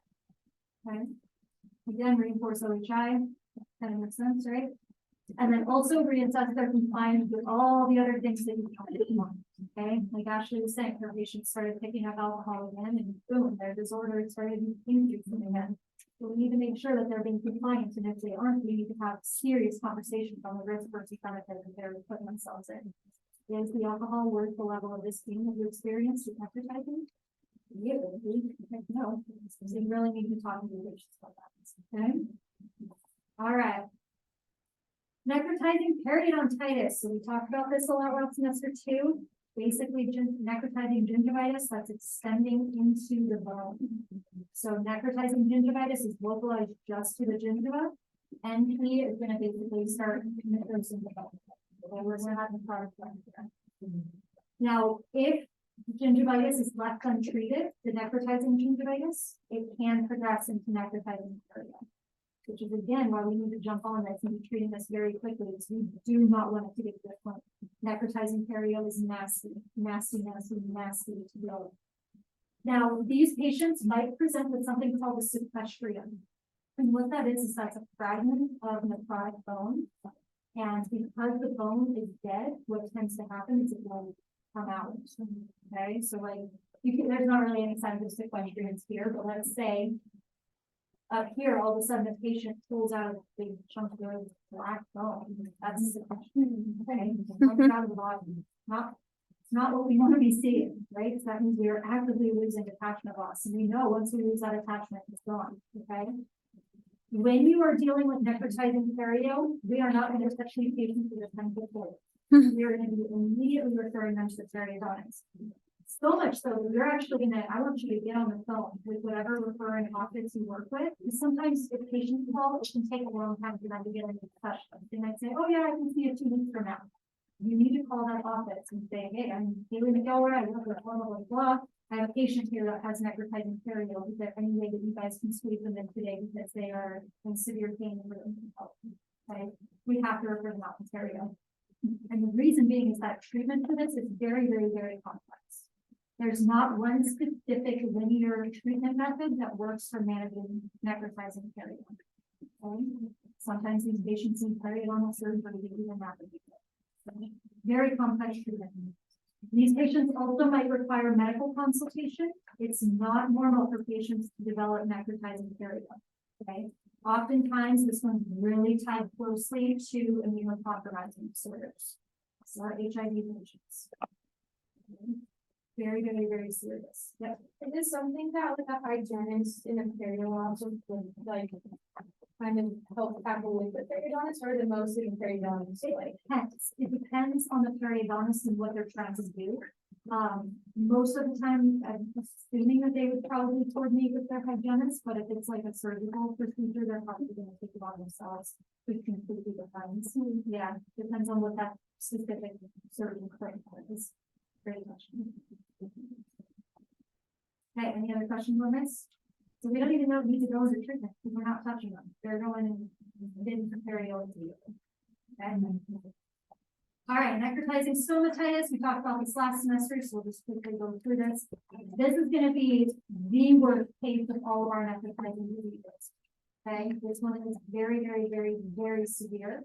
I personally have never seen any cases of necrotizing stomatitis, and I truly hope I never have to. It's really, really sad to experience this.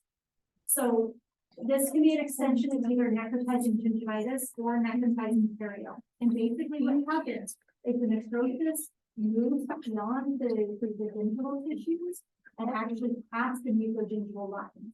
So not only are these patients experiencing necrosis of their gingiva, possibly of their bones, but also of their lips, of their palate, of their tongue, of their buccal mucosa. Very, very, very, very, very painful.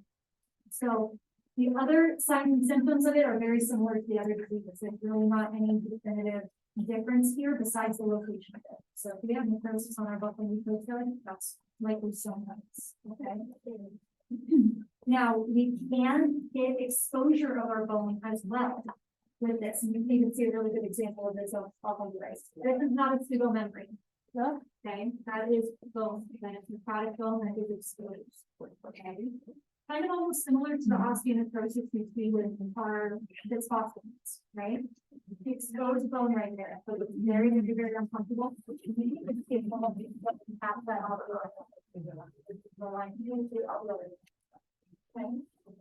So this one here, stress, nutrition, is going to be the main contributing factors of development. 9 times out of 10, these patients have something underlying from their medical history. 8. We're calling number 8. That is unusual. Okay. So again, if we see this is going to be basically all hands on deck. Patients have necrotizing stomatitis. We are going to be referring them not even to periodontists. Okay, we need to be referring them to an oral pathologist. We need to be referring them to an oral maxillofacial surgeon and their physician. Something else is going on. Their physician has to get involved as well. This is not a normal thing for patients to experience without something similar happening.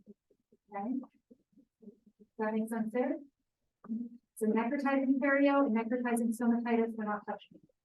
We're calling someone. And again, I don't want you to just say, all right, contact this office and be on your way. No, you sit down and you totally watch.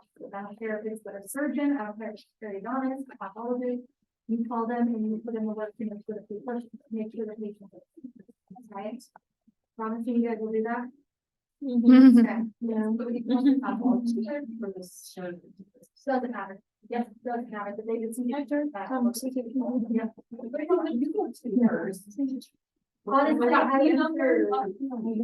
would see whoever would want to get in first, probably the surgeon first. Just to really actively treat it, the oral pathologist can basically help navigate it and facilitate the surgeon. But I would call them all. All right.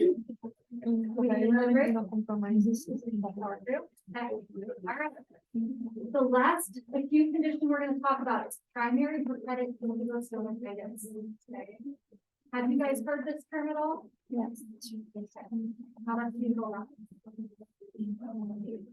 We're learning.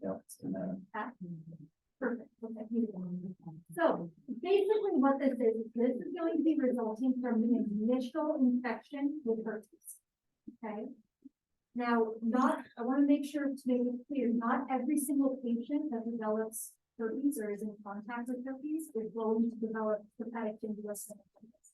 Some people will develop it, some people won't. Okay.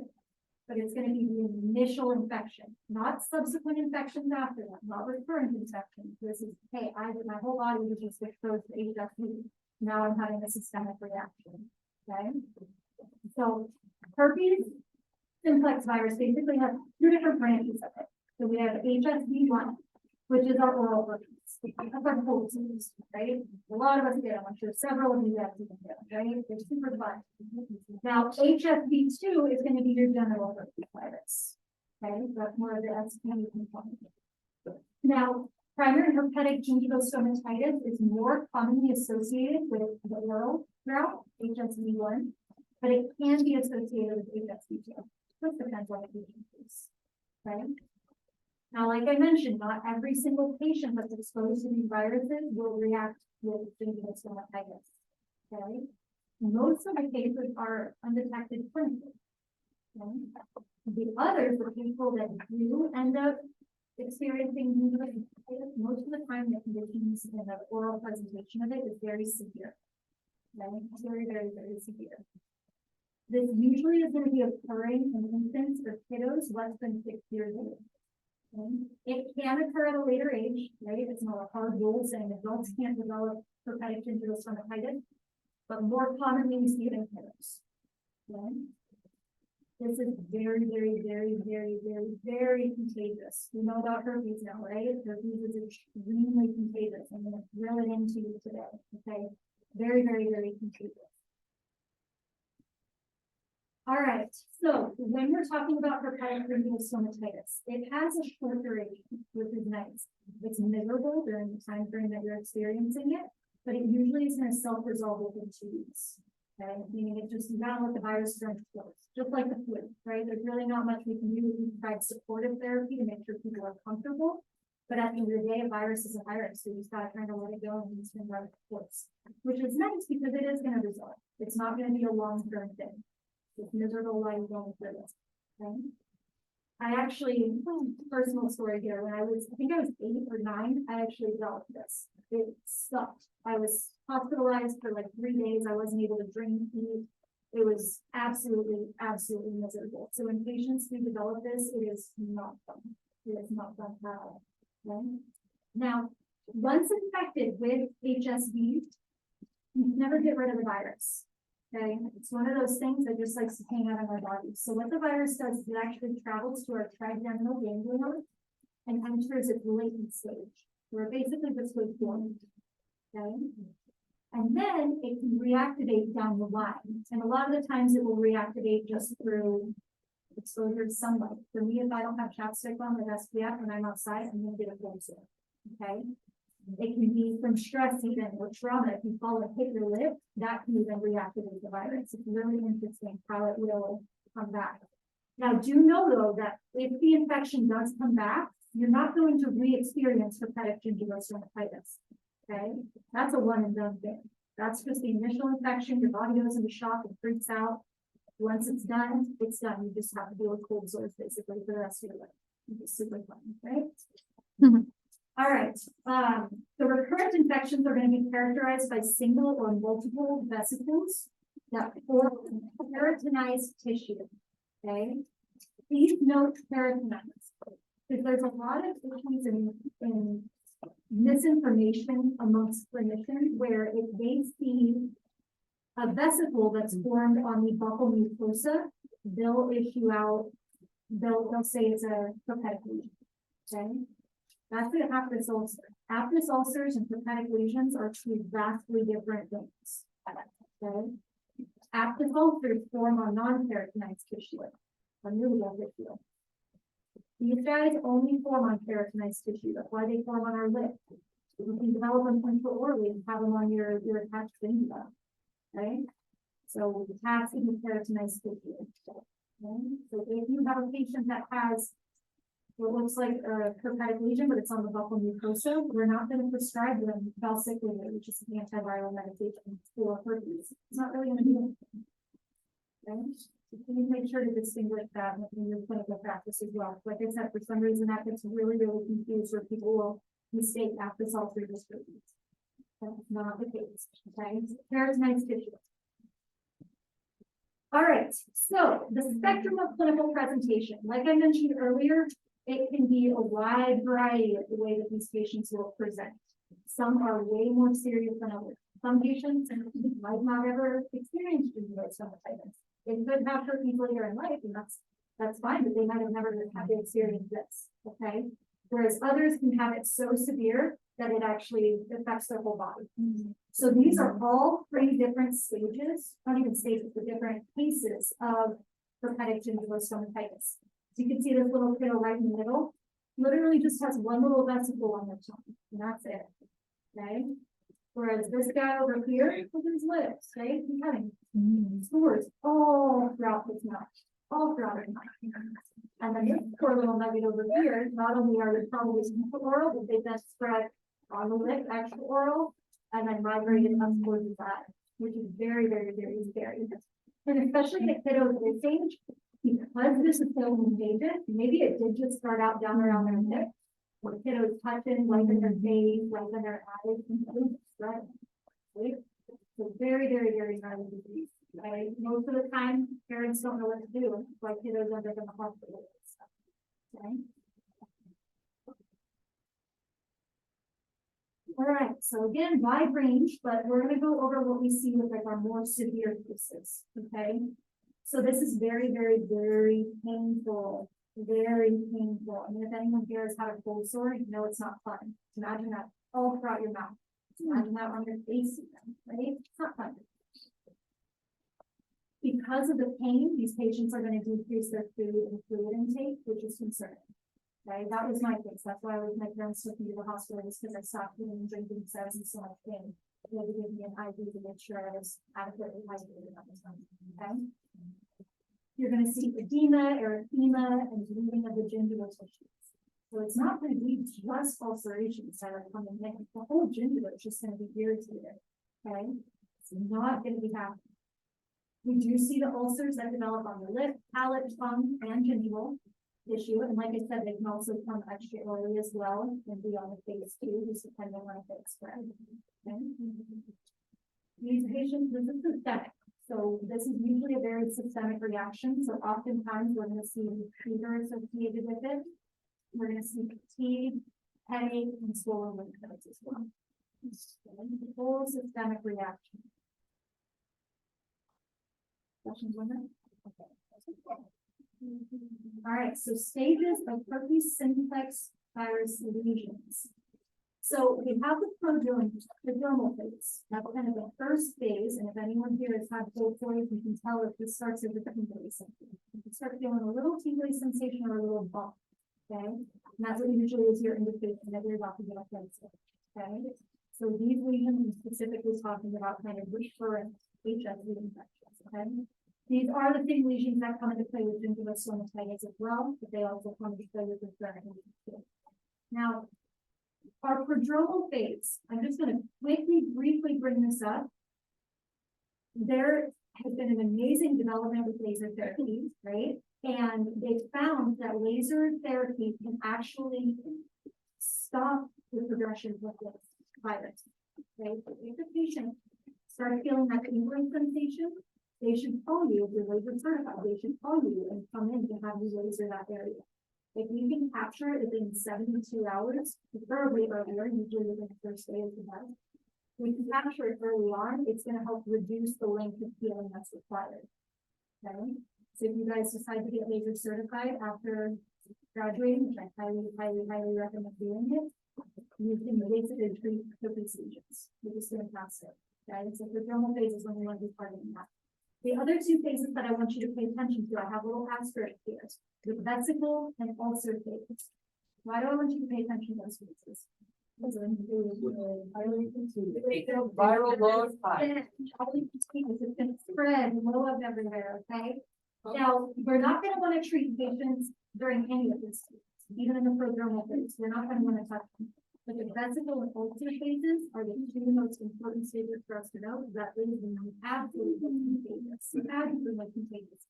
I personally am not going to touch a patient in any of these stages, though.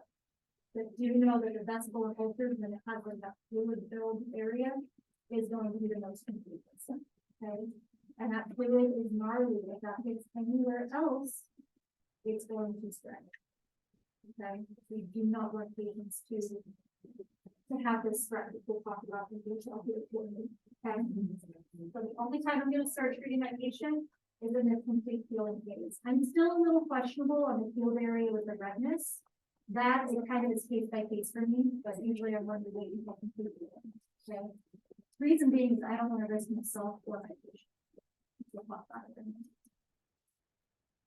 Okay, so again, do not treat patients with active hepatic lesions. Ever. Ever.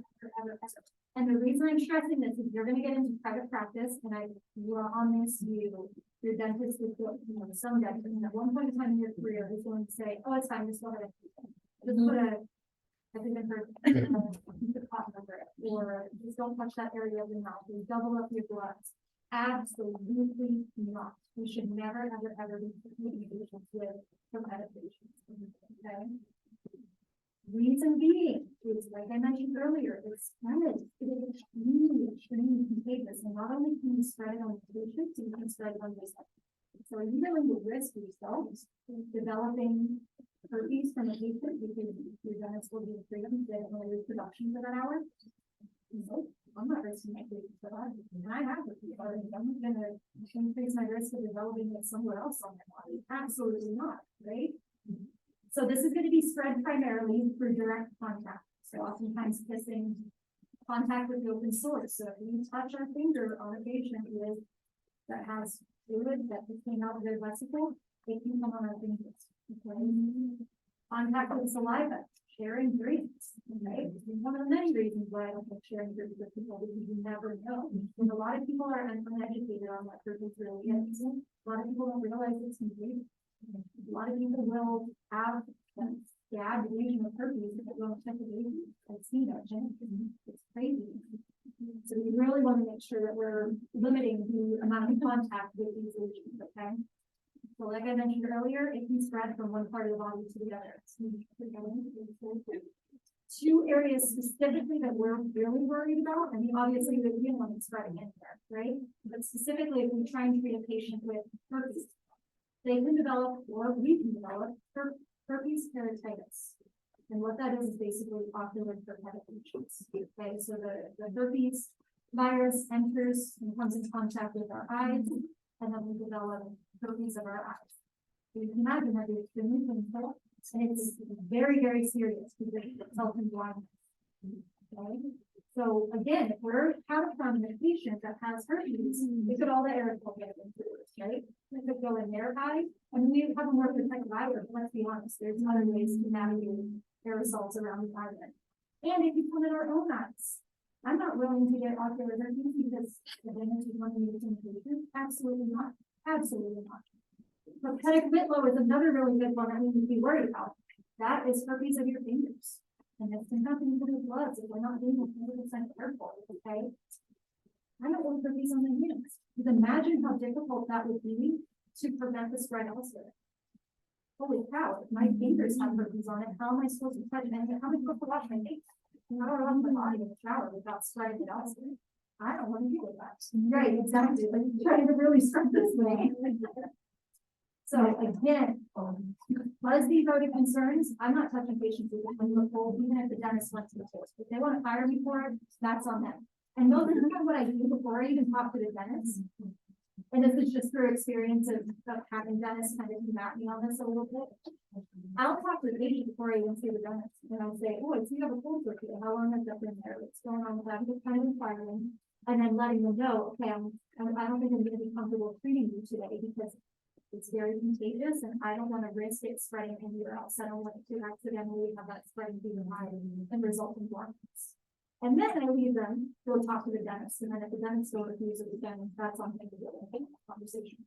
So I kind of already almost set the tone for it. Okay. So here's an example of herpetic keratitis. So it doesn't present like the actual ulcer that you can see extraorally. It's basically an internal viral infection. You can see how inflamed the poor guy's eyes are. Very, very, very, very painful. And if it's severe enough, because it's on cornea, you can become blind. Okay.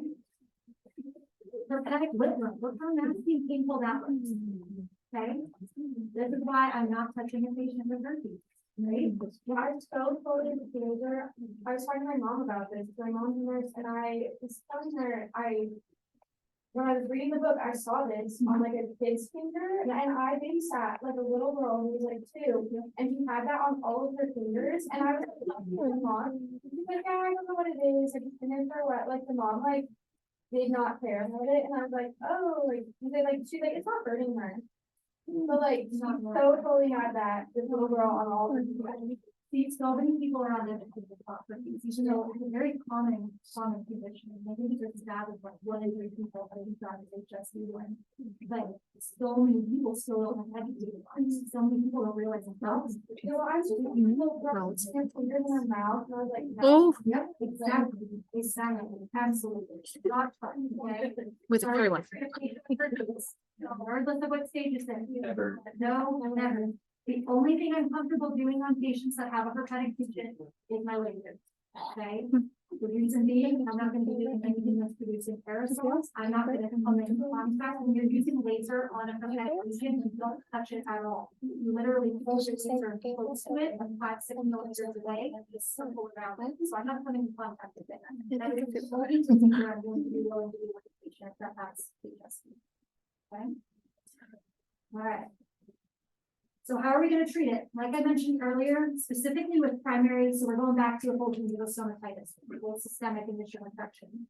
We're really only going to be able to engage in supportive therapy, meaning it's a virus. There's really not much we can do besides let it run its course and make sure the patient's comfortable. Okay, so just keeping them comfortable, making sure they're able to drink water and increasing their fluid intake, food and drink allowance. We're going to want to provide education on the condition. We just mentioned how people are very uneducated on these situations, okay? And so it's really important to make sure that, especially if you have an kiddo, parents have to understand how contagious it is, okay? Kiddo needs to understand if they're old enough to be able to grasp that level of understanding. But we need to make sure the parents aren't sharing drinks with their kiddo, especially when they're in this state, because parents could end up catching HSV if they don't have it already, okay? So really, really educating them on how contagious it is, letting them know the risk of herpetic liver, like ocular periodontitis, okay? Now, one thing we'll do is because there's so much pain in the oral cavity, they can prescribe topical oral anesthetics, okay? So they can basically give out a lidocaine 2% viscous rinse, or something else called Orabase, which contains benzocaine that you're topical, okay? And basically the patient will rinse with that, and that helps to provide them some relief of the pain, just enough for them to be able to drink. Okay, and then they have to rinse with it again to get the effects. We might need to prescribe antipyretics if they have fevers, we need to bring down their body temperature. We might need systemic analgesics, it just depends. Possibly NSAIDs, possibly narcotics, just depends on the situation. And then possible RX for antiviral medications. I mentioned cyclovir earlier. It's also referred to as valcyclovir, just depending on the brand name there. But this can be given to patients that have rabies. So if they're feeling that prodromal phase, they're feeling that cold sore starting to come on down the line after the stomatitis, you can prescribe an acyclovir to basically take that and that antiviral goes in. It basically stops the virus from progressing and blowing up. Okay, helps reduce the growing phase. So if the cases are severe enough, they might even prescribe that for the stomatitis itself. And again, has to be taken within the first 72 hours of the eruption of that prodromal phase. For me personally, I take valcyclovir and I'm feeling cold sore come on. For me personally, if I don't take it within 24 hours, it's going to feel it up. So it's really important to take it early on. Okay. All right. Any questions on that? No. Okay. Can you feel good about our acute conditions? Okay. All right. So last slide here, I'm just going to go over your laser therapy assignment. This is going to do for like 2 or 3 more weeks, but I just wanted to go over with you guys if you want to start working with your group. Okay. Basically, what you're doing, all of you guys have already spoken through, so you know who you're working with. And you're going to work together to basically look up some research about lasers. Okay. Now, one thing I want you to take note of specifically is there are a lot of different types of lasers out there. Okay. You might want to even write this down, but the type of laser I want you to look at is even right here. Diode laser. This right here is what you're going to find in your research. You'll find when you start taking the lasers, you'll see stuff like yeah, you'll see YDF, you'll see hard tissue lasers, there's a wide variety. Look up diodes, because that's what diode lasers are what we can become certified to use, okay?